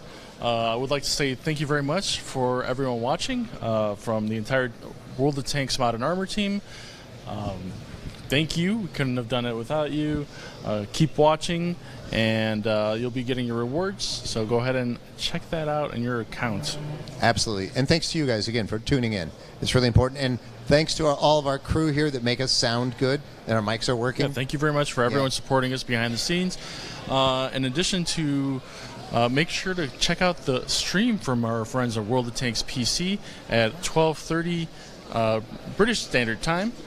Make sure to get in early, and you'll be watching from front row seats from the arena. So it's going to be exciting stuff. I know we kept talking about all the big booms and stuff, but now you're going to be able to actually get a front row seat there. So awesome. And stick around for the raid. All right, guys. All right. Excellent. Well, Thank you thanks very much. World of Tanks Modern Armor. Until next year. Yeah. We'll see you on the battlefield. Bye-bye.